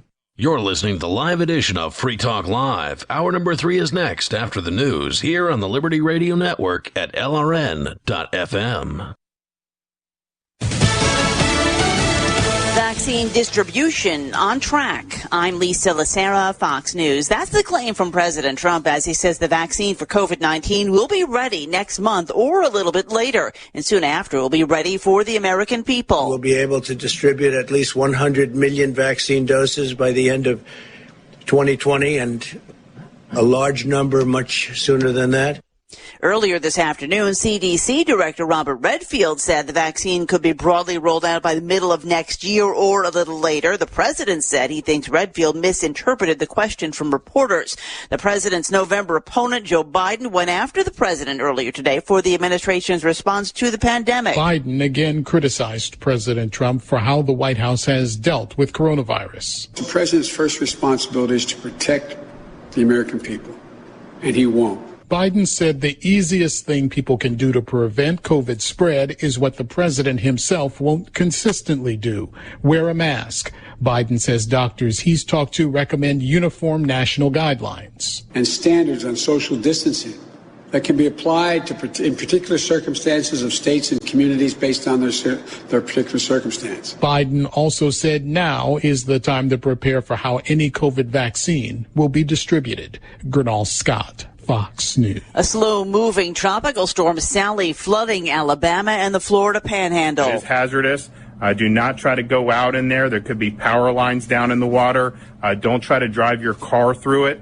It's something that you could very much regret. So it is potentially in certain areas life-threatening. Florida Governor Ron DeSantis, but he warns as the rivers crest, areas that weren't flooded initially could still be affected. A dusk-to-dawn curfew in effect in Pensacola for the next 3 days. America is listening to Fox News. Adjusting to a new normal means we need to be smart about how we do business. Thousands of small business owners have discovered the benefits of Stamps.com and kept their businesses running while avoiding trips to the post office. With Stamps.com, you can print postage on demand and you'll never pay full price, with access to discounted rates you can't even get at the post office, like 5 cents off every stamp and up to 62% off USPS and UPS shipping rates. Don't waste time at the post office or UPS store. Print official stamps and labels right from your home or office computer for any letter, any package, anywhere you want to send. Once your mail's ready, just leave it for your mail carrier, schedule a free package pickup, or drop it off. It's a no-brainer. Right now, listeners get a special offer that includes a 4-week trial, plus free postage and a digital scale with no long-term commitment. Just go to Stamps.com, click on the microphone at the top of the homepage, and type in Fox. That's Stamps.com. Enter Fox. Stamps.com. Enter Fox. Britain rationing coronavirus tests as cases there rise. British Prime Minister Boris Johnson admits the UK's coronavirus testing network is under strain. Everybody can see just in the last few days a colossal spike in the number of people who want tests. Johnson responding in Parliament after a swathe of complaints from people struggling to get tested. The Prime Minister says Britain is testing more people than other European countries. But the opposition Deputy Leader Angela Rayner They've had 6 months, Mr. Speaker, to get this right. Accuses Johnson of failing. And yet the Prime Minister still can't deliver on his promises. In London, Simon Owen, Fox News. A judge in Shelby County, Tennessee, has ruled that DNA tests on a knife and other evidence must be performed in the case of a death row inmate facing execution in December for the stabbing death of a woman and her daughter 33 years ago. Attorneys for Purvis Payne had filed a legal petition in July. LRN.FM's free-to-air satellite feeds blanket most of 2 continents. It was my goal to put our channel there so people without internet could receive our programs and feed pirate radio stations. As our contract with our satellite provider is coming up for another 3-year renewal, I have to consider calling it quits. It's rare that we get feedback or support from our satellite users. We started a fundraiser a few years ago, and though there are a bunch of great contributors to it, as of this recording, it covers 15% of our monthly satellite costs. Please email lrn@lrn.fm and tell me how you use the satellite feed. Better yet, chip in at fund.lrn.fm. The costs aren't the issue. We can afford them, but why continue something not valued by the market? Want to help? You can join our satellite fundraiser for just $2 a month at fund.lrn.fm. If we raise enough to keep both channels on the air, awesome. If we raise more, I'll add more channels. If not, we can shut them down and go internet only. It's up to you. Thank you for your support. Fund.lrn.fm. Interesting new ad campaign from Applebee's, which is encouraging customers to visit the restaurant ironically. They're designed to attract young people to Applebee's by inviting them to ridicule its food service and atmosphere. Here, take a look. What do you guys want to do? We could go to Applebee's. No, let's seriously go to Applebee's. Okay. Look, guys, it's grilled. It's just like my neighborhood restaurant, only completely geographically non-specific. Yeah, nothing like a wild time at Applebee's, right? Applebee's. Wouldn't it be funny to go to Applebee's? I like Isn't that it. persuasive? Yeah. But, they're not resting on their laurels. They're adding new menu items designed to be ridiculed outright, like the fajita cordon bleu and the chicken strip explosion. Those sound ridiculous. I know, but, so far this has been so successful that Applebee's is actually prepping a second series of ads aimed at customers who enjoy making fun of annoying young people who do things ironically. This is the Onion News Network.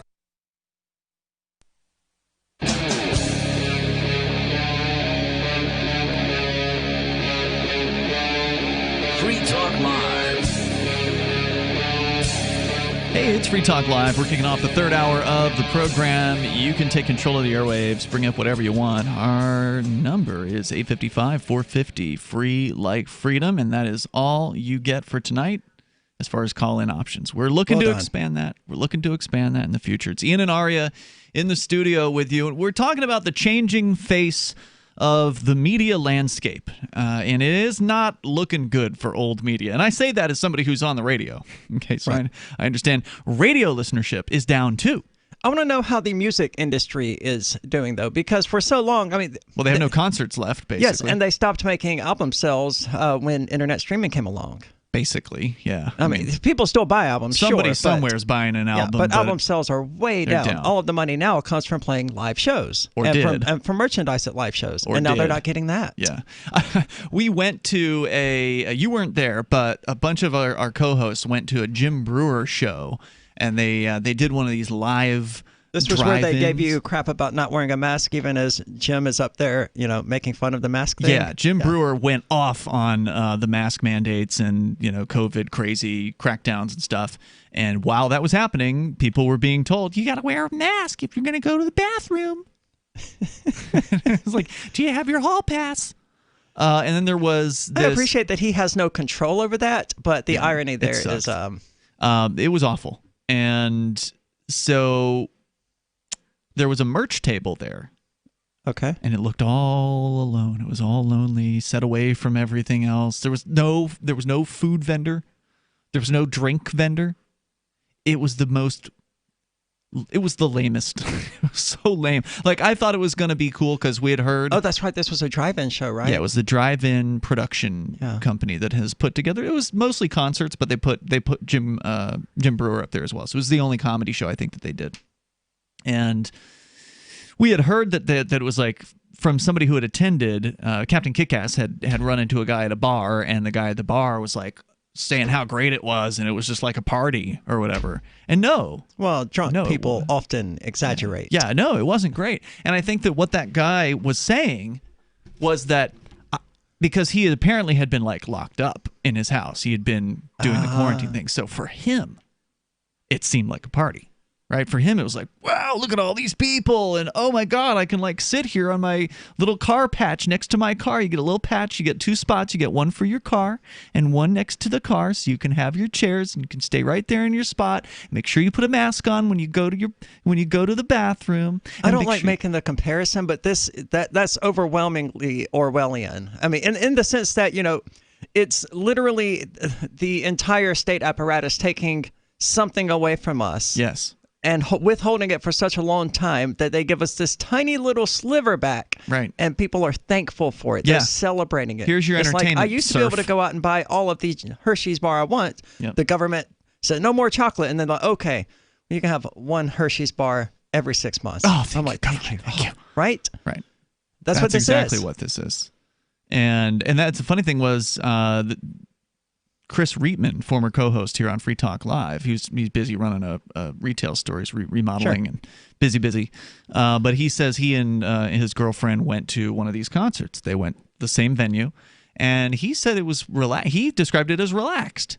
He made it sound like they weren't harassing people, and maybe he just got lucky or something like that. I don't know. Or maybe they changed the security crew between 2 weeks ago and now, but presumably it's the same security crew running. It wasn't Jim Brewer's guys, right? Like, it's the venue that provides the security. I think so. So when I went there, the merch table was like all alone, all by itself, and we tried to like go walk to the merch table just because they want you to get there at 90 minutes early. If you're in the middle sections, there's like 3 different sections for cars to park.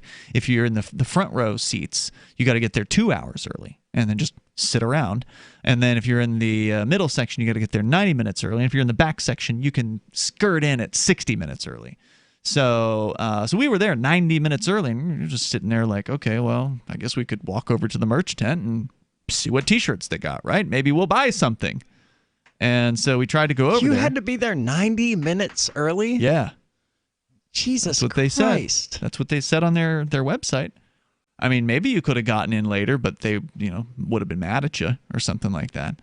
So, we hung out. It was fine. We were just hanging out with each other. It's no big deal. So we do it quite a lot. Yeah, we walked over toward the merch table, which was, like I said, just empty. There was one or two people standing behind it, but there was absolutely no one looking at the merch. There was no one like waiting to try to look at the merch. So we're walking over there, and I'm like, how the hell do you get to this thing? There's all these like posts that have been put up in the ground with the tape, the tape surrounding them, the little rat mazes. No, honestly, I'm looking. I'm not a short person, right? I'm looking and I can't see the break in the tape. I'm like, how do I get? So I just start to step over it, right? Because it's right there. Right. I could just step over this stupid tape as though they were expecting. I think Captain Kickass pointed this out. It was like as though they were expecting some long string of people, some endless lengthy of a line of people to try to get to the merch table. Well, no one was at the merch table, and it was a Byzantine mess of the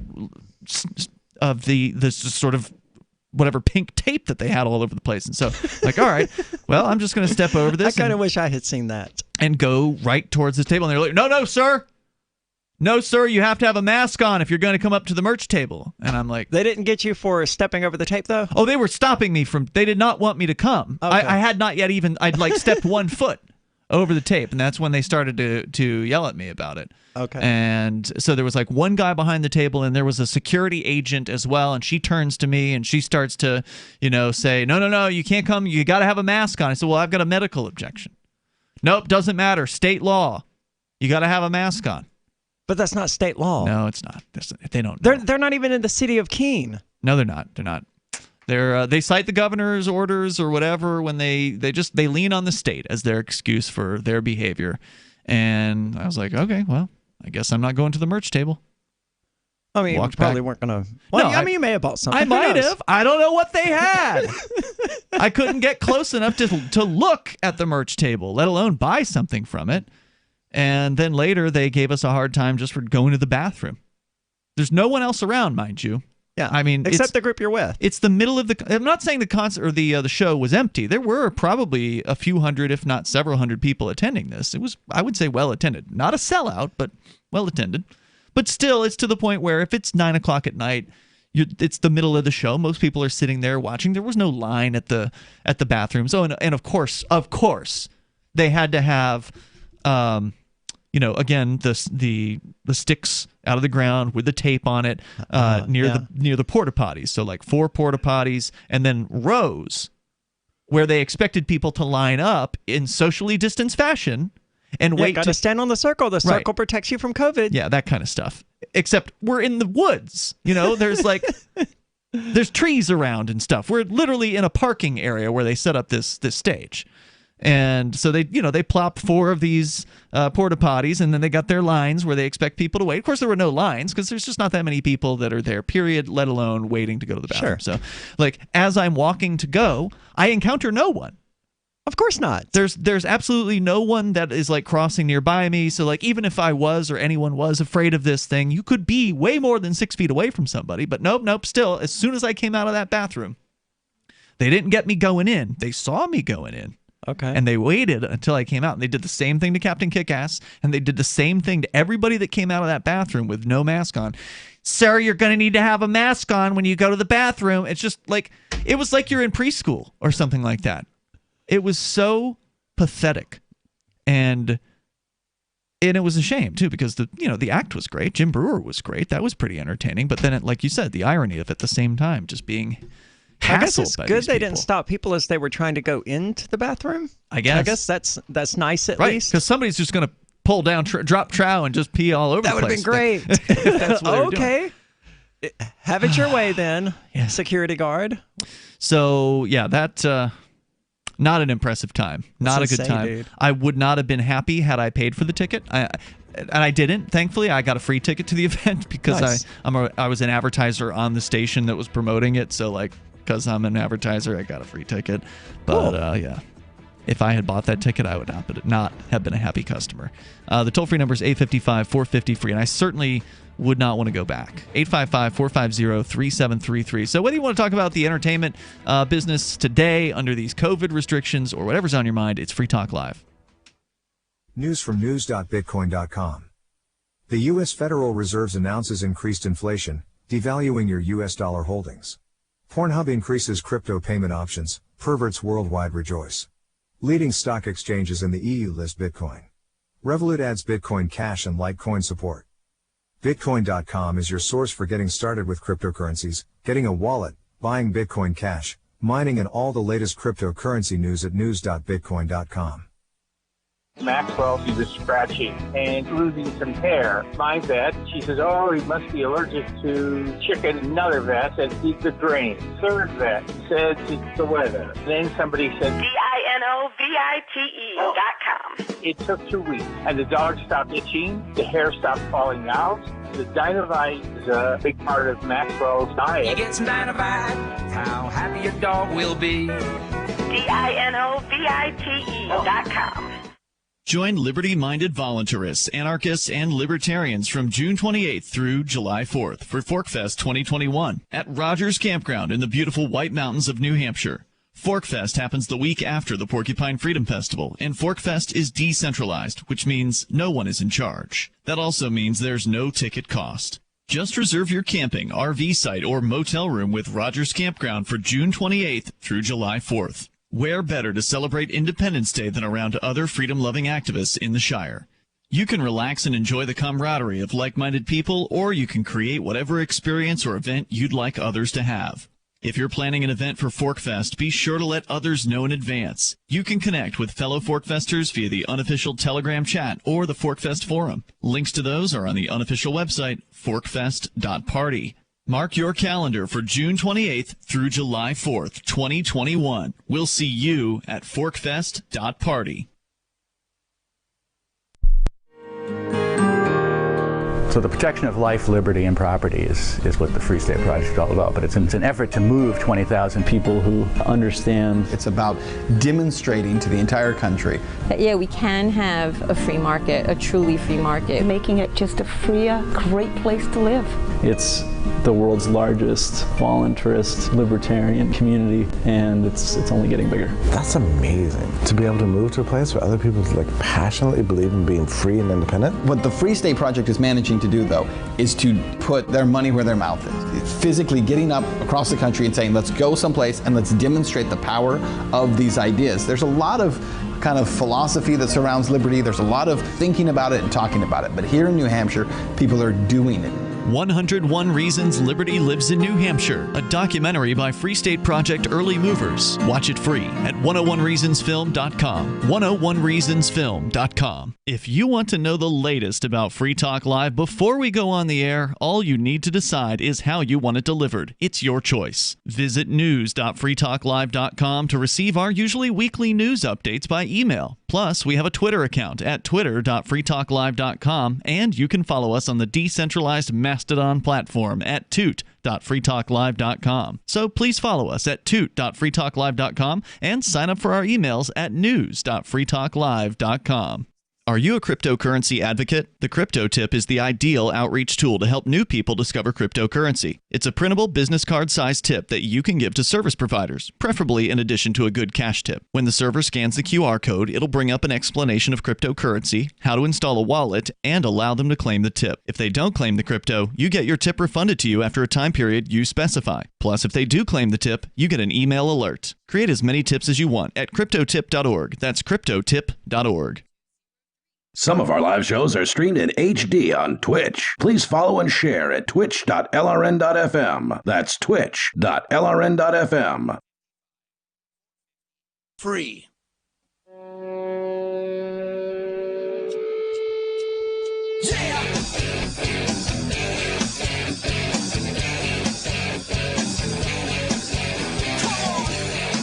It's Free Talk Live. You can bring up whatever you want here. And you can join us on the toll-free lines, 855-450-FREE, like freedom. That's 855-450-3733. With you tonight, it's Ian. And Aria. And I want to make sure that you know about the AMP program. And I'm not going to try to say this person's name because I think it's probably not allowed on the radio, but I'll spell it for you. Noblsht. Thank you to that person for sending in $5 a month to the AMP program over at amp.freetalklive.com. It's a way for you to get behind what we do here, help us get on more radio stations around the country, and bring new internet listeners on board with the ideas of freedom. If you want to hear this show getting on more radio stations, even as old media is having a tough time, and as I said before, it's not just the movie business that's getting decimated, it's the radio business. Now, of course, the technical definition of decimated is, I believe, to be 1/10 of what it was before. So it's not that bad yet, but it's bad. And the movie business is getting hit pretty hard. Radio, not as hard. You can still, radio. Well, there have never been radio listening concerts or to parties. attend. Yeah, for sure. Radio's always been a solitary listening experience for the most part, unless it's in the background on a music station at some party or something like that. But certainly talk radio like this, it's a one-to-one kind of listening experience. But even NPR said their numbers were down during the earlier parts of COVID. I haven't heard any updates in the last few months, but they were down. Our podcast numbers are up. They are.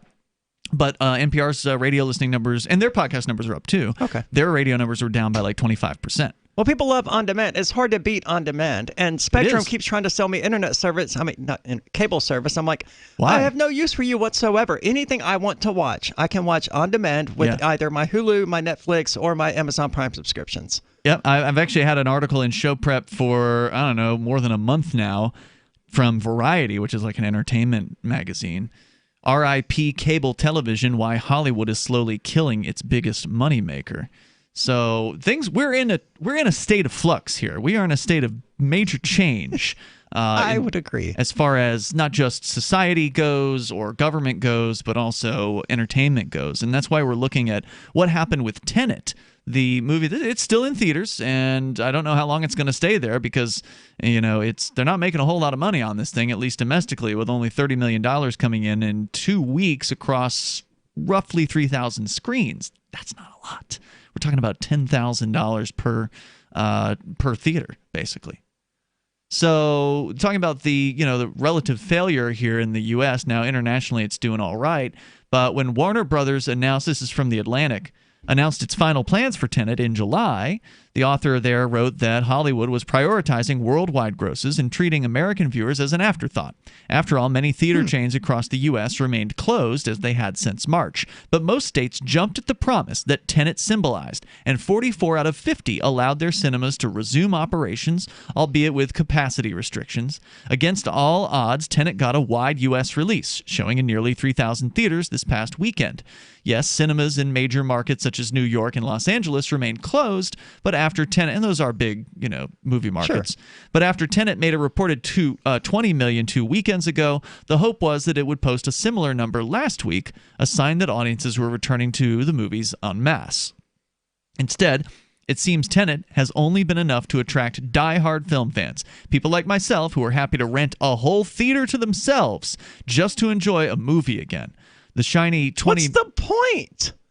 Just sit at home and watch a movie. Rent out the entire theater. Right, if you're the only one there. And I hope he was joking about that. I hope so. I think he's just referring to the idea that there wasn't anyone else there. I think that's what he means, is that he was alone in the theater. But yeah, I agree with you. If you're the only person in the theater, the whole point of seeing it in a theater is so you can see it with an audience, I think. Because well, I mean, it used to be it was about the sound and the screen, right? Right, but that's pretty easy to dupe at home these days. Or it's easy to get close enough because you're not going to have an entire wall filled with the screen as you do in a movie theater. Not quite, but I mean, essentially, you can have some pretty massive screens, and projectors are cheaper now too. The shiny $20 million number that Warner Brothers reported for Tenet's opening Labor Day weekend turns out to have been a heavily padded figure. The film actually made just $9.4 million over a 3-day weekend. The rest of the grosses came from early preview screenings and sales in Canada. In its second weekend, Tenet made just $6.7 million. Normally, a drop of only 29% would be regarded by studios as a sign of excellent word of mouth. But Tenet cost $200 million to make, and it needs to gross more than double that to break even. So they still haven't made... So even though it's made $200 million internationally, the reason why it has to break more than that is because they spend an S ton of money on marketing. Because I couldn't figure this out for a long time. I would look at the budget of the movies, and I would look at the gross of what they brought in, and the gross would be higher, and yet they were still being reported as failures. And I'm like, well, how is it that a movie that cost $200 million to make but brought in $250 million, how is that a failure? Well, it's because the budget, apparently the advertising dollars aren't included in the budget for the movie. So the $200 million is just for the making of the movie, and then they might spend another $80 million or something like that on marketing the movie. We see the same thing in video games, except it's sort of reversed. The bulk of the money does get spent on development, and then they have to sell an obscene number of copies, like 8 million, just to break even. Right. And I don't know how aware people are about video game numbers, but 8 million is a lot of copies of a game. Is that really? Yeah. Like, what's a big game like Call of Duty typically sell? 6, 7, maybe 8 million. Really? Yeah.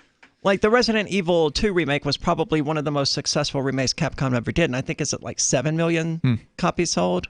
Well, in that case, they didn't have to redesign the whole game, right? So they probably did all right on that. Well, I don't know. I'm just presuming. They redesigned quite a lot, enough that I couldn't remember having done these similar things when I was a child. I see. So, but yes, they spend all this money and they're like, oh God, we have to do these obscene things. And it's ultimately because all of these fancy forms of art are just costing too much money to make. And in the case of That's movies, going to have to change. Yeah, in the case of movies, it's because the actors, like the athletes we were discussing, they're charging. They're overpaid. Warner Brothers might be able to eke that number out worldwide over the next few months, but very little of it will come from the United States. Tenet was the cinema industry's guinea pig, a way for studios to gauge audience willingness to return to theaters in every country amid the pandemic. The reality is that most of the world has handled the coronavirus far better than America has. Now, again, this is the Atlantic, where they have been totally worshipful towards all state lockdowns. So, of course, they're going to cite China. Where they were literally welding, if the video is to believe, where they were literally welding people into their apartment buildings. They've averaged 26 daily cases over the past 2 weeks, Japan 543, Canada 681. Given that Hollywood can no longer count on one of its biggest markets, the U.S., it's hard to know what course studios should chart next. Releasing movies on demand, even at a marquee price to try to recoup costs, isn't workable for a film as expensive as Tenet or Wonder Woman 1984. Not to mention, most people are not going to pay $20 to stream a movie. They're asking $30, last I heard. Jesus. I mean, they did that with the Mulan live-action remake, whatever it is. Even if you have Disney Plus, you still had to rent the movie. That's the next sentence in this story, believe it or not. Disney attempted a hybrid approach for Mulan, putting it in theaters internationally while charging Disney Plus subscribers $30 to watch it at home. $30 to watch a movie. Look, you can torrent that crap for free. All right, more coming up here in moments. Your calls and thoughts. You want to comment on the movie business? Are you going out to see movies in theaters? If not, why not? And have you changed your habits? Are you trying these online premieres? Have you paid the $30? 855-450 free, like freedom. Divi's been a pretty good investment for Free Talk Live. Their ad campaign started in September 2019, and from mid-March to mid-July, the values soared by 10 times. It's not too late. Divi's new wallet hasn't even released yet, and other things are happening that I can't even say on the radio. If you want to invest and potentially do well, go to diviproject.org. I can tell you that FTL is deepening its partnership with the guys from diviproject.org. Past performance is not an indication of future profit. diviproject.org. DIVI project.org. News from news.bitcoin.com. The U.S. Federal Reserve announces increased inflation, devaluing your U.S. dollar holdings. Pornhub increases crypto payment options, perverts worldwide rejoice. Leading stock exchanges in the EU list Bitcoin. Revolut adds Bitcoin Cash and Litecoin support. Bitcoin.com is your source for getting started with cryptocurrencies, getting a wallet, buying Bitcoin Cash, mining, and all the latest cryptocurrency news at news.bitcoin.com. Do you ever say, I could care less, when you really mean the opposite? You mean to say, I couldn't care less. It's a common mistake. You are judged by how you speak, especially if you're looking for work, with so many more applicants than openings now. But even if you're not, avoiding common misstatements will help you make the most of the dozens of conversations and transactions that crowd your daily routine. So whatever you say, don't say whatever as a single word sentence. It's the most annoying expression in the American English language, according to a recent poll. And avoid cliches like the plague. Just kidding. But seriously, at the end of the day, you'll want to avoid this scenario, sounding like everyone else. For more tips, hit survivalspeech.com. I'm Holland Cook. Do you have a WordPress website running WooCommerce and want to accept cryptocurrencies like Bitcoin, Dash, Bitcoin Cash, and Bitcoin SV? Now you can easily enable crypto payments from your customers by adding the AnyPay plugin to your WordPress site. Just visit AnyPayInc.com and set up your account by entering your cryptocurrency wallet addresses in the admin. Then enable the AnyPay plugin in your WooCommerce. That's it.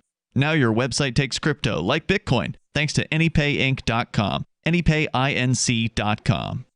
The LRN.FM social media channels have been revamped. We've eliminated Facebook and focused on other platforms like Twitter and Mastodon, the decentralized alternative to Twitter. On our accounts, you'll find posts from multiple LRN.FM show hosts together in one place. Follow us on Twitter at twitter.lrn.fm, or better yet, move to the decentralized Mastodon social media platform at toot.lrn.fm, toot.lrn.fm. I think you'll like it. Free Talk Live, the show where anyone can call about whatever they want. And we do mean anyone. Homeland Security teaching the Boy Scouts of America to do black ops missions and destroy Hold on a second. veterans returning. Did you just say that they are training the Boy Scouts to do black op missions? Of course they are. There's funding from the Department of Homeland Security. There's grants and Wait, what kind of black ops are we talking about here? Just like spying on the neighbors, seeing if they're putting their recycling in the wrong bin, or what? It goes deeper than that. To teach the 12 and 13, 14-year-olds how to do paintball stuff, and the target is supposedly disgruntled veterans. What? They're preparing them to take on returning veterans that have been labeled disgruntled. That's part of the They're indoctrination. preparing the Boy Scouts to take them on? Like what, in a firefight? To hand-to-hand combat? Free Talk Live, 7 nights a week from 7 to 10 Eastern. Live on the Liberty Radio Network at LRN.FM. Love what we do? Please help support our international satellite channels at patreon.lrn.fm. That's patreon.lrn.fm.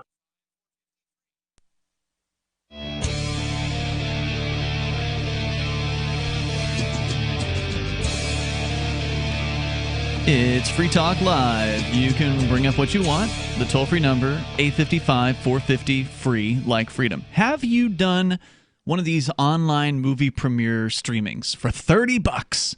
Now, The Salt in the Wound, as I hear it, the Mulan remake is awful.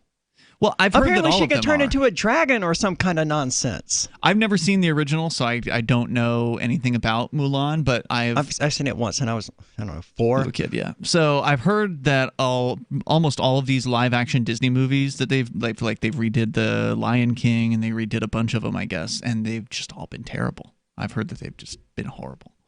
I don't know. I've not seen any of them. Well, they I have may no have interest been in it. good, but I mean, we're comparing them to our memories of the childhood. originals. Yeah, and we're always going to love those more because those are the ones we grew up with. I mean, I'm not even a huge Disney fan or anything like that. I haven't seen any of. No, but I loved these The movies. Lion King when I was a kid. It was a good movie, It no was. doubt about it.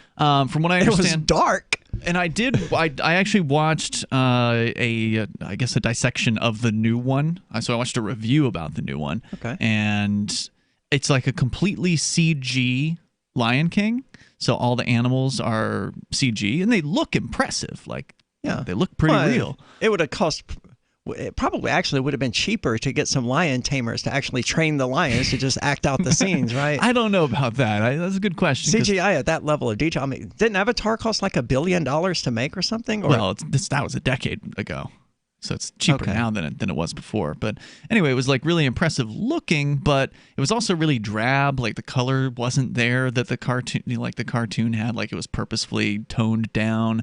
Well, it didn't have just the screenshots I've seen. It didn't have the character, right? The human element that you got with the Disney animated characters. Correct. You can't have a realistic lion emote in the same way that an animated lion can emote, right? So it just wasn't a real big success. Well, I mean, I guess it was a success, but as far as those who were comparing it to the other ones, they were like, yeah, this thing's a shadow of The its Aladdin former remake self. probably stands the best chances of being a decent movie. Yeah, I heard that was bad too. But I haven't anyway, seen it. If you want to weigh in, you're welcome to do that. We were talking about the, well, so far, underwhelming results of the Tenet movie that came out a couple weeks ago, only grossing $30 million, and that's U.S. and Canada combined. Not doing so hot. Now, it's doing a little better internationally. They're also talking about some of the other movies that have come out. Mulan, which they say Disney Plus subscribers can watch for $30 a showing. Now, I don't know if that's $30, probably like $30 for like a day or something, right? So like I think the way it works, You would hope. Yeah, I think you get it for a certain period of time and you can watch it more than once. So the justification of this is if you are a family, then that's actually a decent price. Right? If you compare if you got two kids and two adults and the whole family's going to go out to the movie theater, you're going to drop, if you don't eat a single bit of popcorn and drink a single soda or any candy bought at the theater, so if you do nothing with concessions and you just go and buy tickets in a city, you're probably going to pay $48-$50 for 4 tickets, right? Like $12 a head. Sure. So $30 to watch it at home. From that perspective, it seems reasonable. But from the single person's perspective, like you and I, it's like, you got to be kidding, $30? I'm not going to pay $30 to watch this movie just because it just came out. Like you said, you'll grab it on torrent or you'll wait till it comes out on Netflix or whatever the rental rate is later on when you can just get it for $5 or $10 or something like that. Right. I certainly wouldn't waste my time or money with it. So it's opening, we're talking about Mulan now. Its opening in China was underwhelming at $23 million, and although Disney hasn't provided official data on streaming grosses, industry estimates have them pegged at around $33 million over Labor Day, not nearly enough for a movie budgeted at $200 million. If things were already looking bleak for American cinemas, the immediate future now looks catastrophic. This past weekend, the total domestic box office was less than $15 million. IndieWire estimates that that sum amounts to $5,000 per theater, which is not enough to pay for basic operating costs. $15 million. That's $5,000 per theater, and that's gross, right? That's not net. So if they're splitting it, because we read a story before that said that the movie-making studios get half of the ticket sales from the theaters, well, then that means that the $15 million is really only like $7.5 million for the theaters, which is really only $2,500 per theater, and then you got to pay your staff out of all that? This is unsustainable. Of course it is. Yeah, this isn't going to work. I mean, the lockdown was unsustainable from the start. Mm-hmm. This is just the long-term consequences. These are the consequences that we said were going to happen when the lockdown started back in March. That's what we're seeing. You're seeing it happen, and it's just getting started. I mean, do you want to wreck the economy? Destroy all of these industries? That's what's going to happen. It's too late. And now it's happening. Yeah, and even if everything opened up full tomorrow, it's done. There's been too much fear. Yeah. And too much money has been lost. Mike is in Georgia listening to WWNS down there, I think in Statesboro. Mike, you're on Free Talk Live. Hey, guys. How's it going? Hey, Mike. What's on your mind? First of all, I want to tell y'all I'm a middle-aged, white Southerner. I'm from Georgia. And speaking of, for a good many of us, Aria, congratulations. We hope you win, honey. And I'm not doing this as a bless her little heart thing. I really mean that. Well, thanks. Thanks. I appreciate it. No problem. I also hope I win. Yeah. That would be so cool. Yeah, it would. Anyway. That would be the best thing to ever happen in New Hampshire, in my opinion. It might be the best thing in American politics. I mean, that's a pretty big deal. Sorry, Mike, go ahead. I can't remember anything that sticks out historically about New Hampshire that I ever read in a history book, but this may be it. I mean, this may be one of those red letter papers, It's 2020 after all. It is 2020. It's been really crappy in a lot of ways, but also really amazing in a few of them. So this is one. It has. It's been astonishing, and I think one of the reasons that sports guys and actors, they're all overpaid for what they do, in my opinion. Mm-hmm. But maybe this has gotten us to a point too, where we have rediscovered our families and rediscovered being inside and going out in the yard and just doing stuff together. it may be the start of something really good. Because, we have our sports, and the sports are suffering right now because they are kind of getting political. And, and the movies, too. You take a step back, if you ain't got a lot of money, $20 is a lot of money. Yeah. And you don't want to waste it on something like that. Especially now. So I don't know what families are doing, but I would love it to be the case that instead of, sitting at home at night watching the television together, they're spending time together. What happened to me years back is I got divorced. I wound up with custody of my child. We're dirt poor, okay? The only TV we had got hit by lightning, and me and that girl, from about 3.5 years old on up, we really didn't have any entertainment but one another, and we color together and we talk. And it was just awesome. I'm close to my daughter now. I mean, it was real. I think it's one of those things. It was one of those real bad periods in my life, and that may be it. We just may be rediscovering one another. I hope so. That's a beautiful sentiment. That's a nice thing to say, and I really appreciate your thoughts today, Mike. Thanks for sharing that with us, and thank you. Hey, love your show, and I'll leave y'all be. Thanks, Take brother. care. Appreciate it. Toll-free number, 855-450-FREE. William is in Dallas, Texas, listening online. Go ahead, William. Hey, I hope all's well. Hey, what's on your mind? Yeah, I wanted to tease Aria and call her a he and, whatever, just to prove that, so that she could prove that she's my favorite trans running for sheriff in Keene or anywhere. But anyway. Well, given she's probably the only trans running for sheriff anywhere, saying she's your favorite is kind of a compliment. I appreciate the sentiment.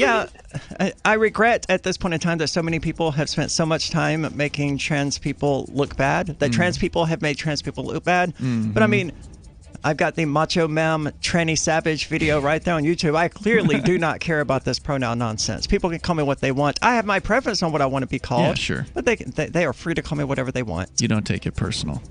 William, stand by. I know you were calling about a different topic, so we'll get into that coming up here. It's Free Talk Live. With a MechTech carbine conversion unit, you can turn an XD family Glock or 1911 handgun into a carbine rifle in seconds and have it shipped right to your door, no FFL required. Now, MechTech is excited to announce our pistol carbine conversion unit. More compact with a 12-inch barrel and an arm brace, proving once again that MechTech is the world's most versatile handgun accessory. For a limited time, go to handgunconversions.com. That's handgunconversions.com and use coupon code RADIO to receive $35 off any carbine purchase. Are you ready for what's next? It's likely coming. More food shortages, power outages, grocery stores closed, social unrest. Ask yourself, do you have enough food and supplies on hand to last at least 30 days? Most Americans do not, but you can. Avoid the panic of the last-minute rush. Order your 4-week supply of emergency food today from mypatriotsupply.com. Starvation or dependency on the government are your only alternatives. Avoid those and the pain of being unprepared. Go to mypatriotsupply.com right now. Build your emergency food supply with meals that last up to 25 years in storage, shipped discreetly to your door. Folks that know what's coming are using today to prepare. There's time for you to do the same. That's mypatriotsupply.com, the original Patriot Preparedness Company. mypatriotsupply.com. Silver has always been nature's very own antibiotic, and only one system allows you to generate an endless supply of natural silver solutions. SilverLungs.com. You'll find no wild claims or pseudoscience, just a lifetime of nano-sized pure silver solutions. The Silver Lungs generator allows you to make your own, so stop paying for silver solutions. The unique lung delivery system targets respiratory infections where other silver solutions simply cannot reach. See the Silver Lungs generator and lung delivery system at SilverLungs.com. That's SilverLungs.com. The political world is a maddening cesspool of corruption and lies. Nobody tells the truth. Nobody keeps campaign promises. Nobody obeys the Constitution. Nobody puts the people first. How can we ever escape this web of tyranny? Vote for nobody. Hi, my name is Nobody. I'm running for governor of New Hampshire because nobody knows how to live your life better than you do, and nobody deserves that kind of power. I want to put you back in control of your money, your lifestyle, your work, your body, and your life. Nobody should rule you but you. New Hampshire convicts many people of so-called crimes that should never have been prosecuted. If elected, I will pardon every victimless crime in New Hampshire history. This includes drug, gambling, prostitution, gun, and driving offenses. Nobody should have a criminal record when they have not harmed anybody. Wouldn't it be nice to have nobody telling you what to do? Learn more at electnobody.com. electnobody.com. There are lots of ways to listen to Free Talk Live. Our podcast has been around since podcasts began, and now the FTL feed is loaded with content besides our full show archives. Did you know that we make it easy for you to customize your podcast subscriptions? We have different feeds, one that includes only our full shows, one with just the Daily Digest, and our main feed that includes everything. You decide what you listen to. It's quick and easy to customize your feeds at feeds.freetalklive.com. That's feeds.freetalklive.com. Should you be able to earn an honest living free from senseless government interference? The Institute for Justice thinks so. That's why we've spent years defending hard-working men and women from pointless government regulations. Nationwide, IJ has created opportunity by reducing government power. But there is still more work to be done. Visit our website today at ij.org. Let IJ take care of the government so you can take care of your business. Now you can follow LRN.FM on the decentralized Mastodon social media platform at toot.lrn.fm, toot.lrn.fm.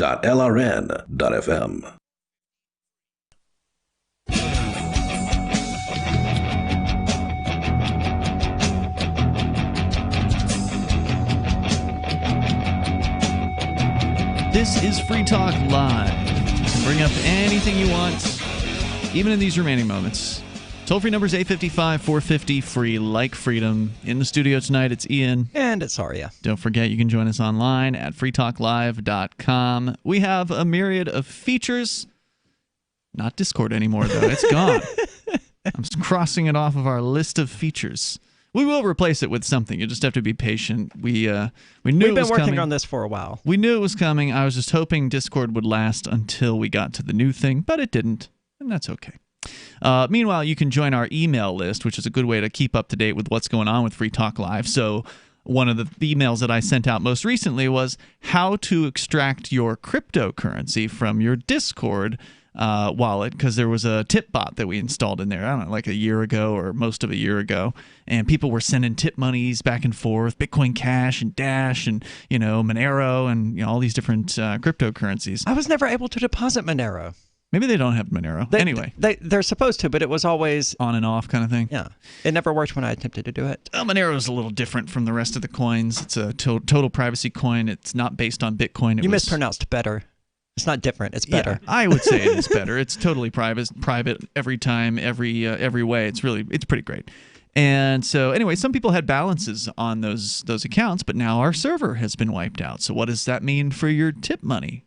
Well, it's still there, so the good news is you can get it, unless you yourself were banned from Discord, and I have not heard that has been the case. And if that is the case, I imagine the people behind the tip bot, you can contact them and they will assist you. Maybe. Because I remember when we first installed it, we had some issue with depositing Bitcoin Cash or something, and we were able to get in touch with them, and they helped us. They did. I don't know how that works if Discord bans your account, though. So what I would suggest is, if you still got an account with Discord, you can go in and you can get your crypto out, at least as long as the tip bot still exists. Remember, it's whoever the guy that programmed the bot's bot, right? Like, so if he just decides he wants to leave, and we warned people about this before, it was like, hey, this is a fun thing, but don't keep too much money in it because it might disappear. It might be a giant exit scam. We don't know.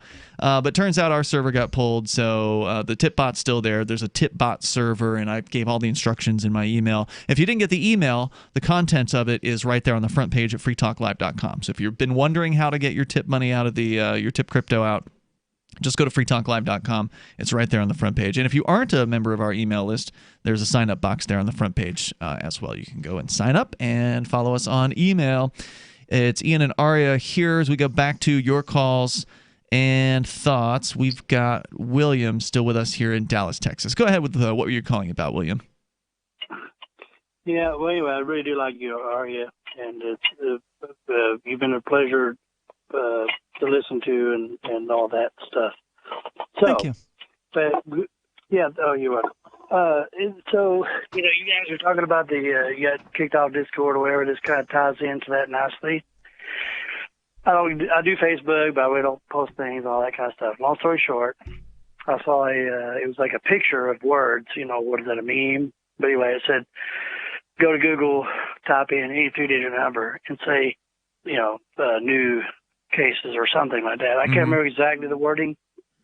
So if you type in 452 new on Google and you hit search, it would see 452 new coronavirus cases in such and such county or whatever. Yep, I just tried it. I Or just typed in 77 new cases, and there's Alaska. 77 new cases reported Monday. What's the point? Yeah, keep doing that. Well, the point is keep doing that. No matter what number you put in there, it's going to be like 77 or whatever new cases in fill in the blank place.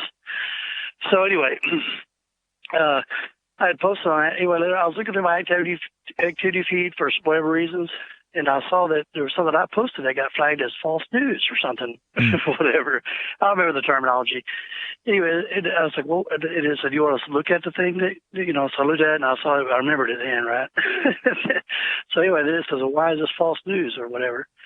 And it said, because the explanation was this has nothing to the coronavirus, nothing valuable, no valuable information about coronavirus. I want to be crystal clear that those words, the pictures, it was a picture of words, and nowhere in the words was there anything about coronavirus. It just said type in a 3-digit number and new cases or something like that.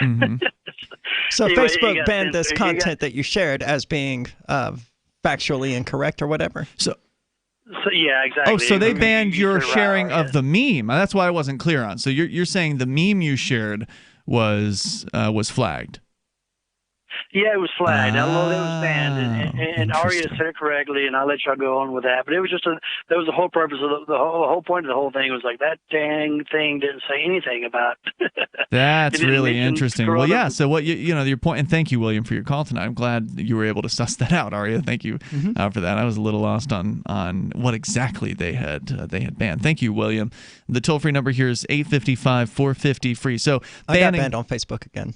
For what? For 7 days. For hate speech against trans people, of course. So you are a self-hating tranny now, according to them. I asked, who had anarchist Satanist tranny gets nominated for Republican sheriff on their 2020 Apocalypse bingo card. I posted that. That's funny. Yeah, it is. Well, Facebook disagreed. They decided it was hate speech. Is it going to be hate speech if you share one of the myriad of news articles about you, which also evidently not. But the ban didn't even work. This is the second time this has happened where they banned me, but I can still use Facebook just fine. I can still post things. Weird. But I'm banned. I don't understand what they're doing. I think they broke their own banning system. It's so broken they don't even know it. Let's go to Uncle Ted calling from Montana, watching on our Twitch feed. Go ahead, Uncle Ted. Hey, so you guys were talking about the great philosopher King Ted Kaczynski previously. I wanted to touch base back on that, where you guys were kind of making it sound like you can avoid technology today. How do you avoid technology? I don't think either of us made that claim. Did you make that claim, Aria, that you could avoid it? No. I mean, you can certainly minimize it. You can disconnect from the digital world.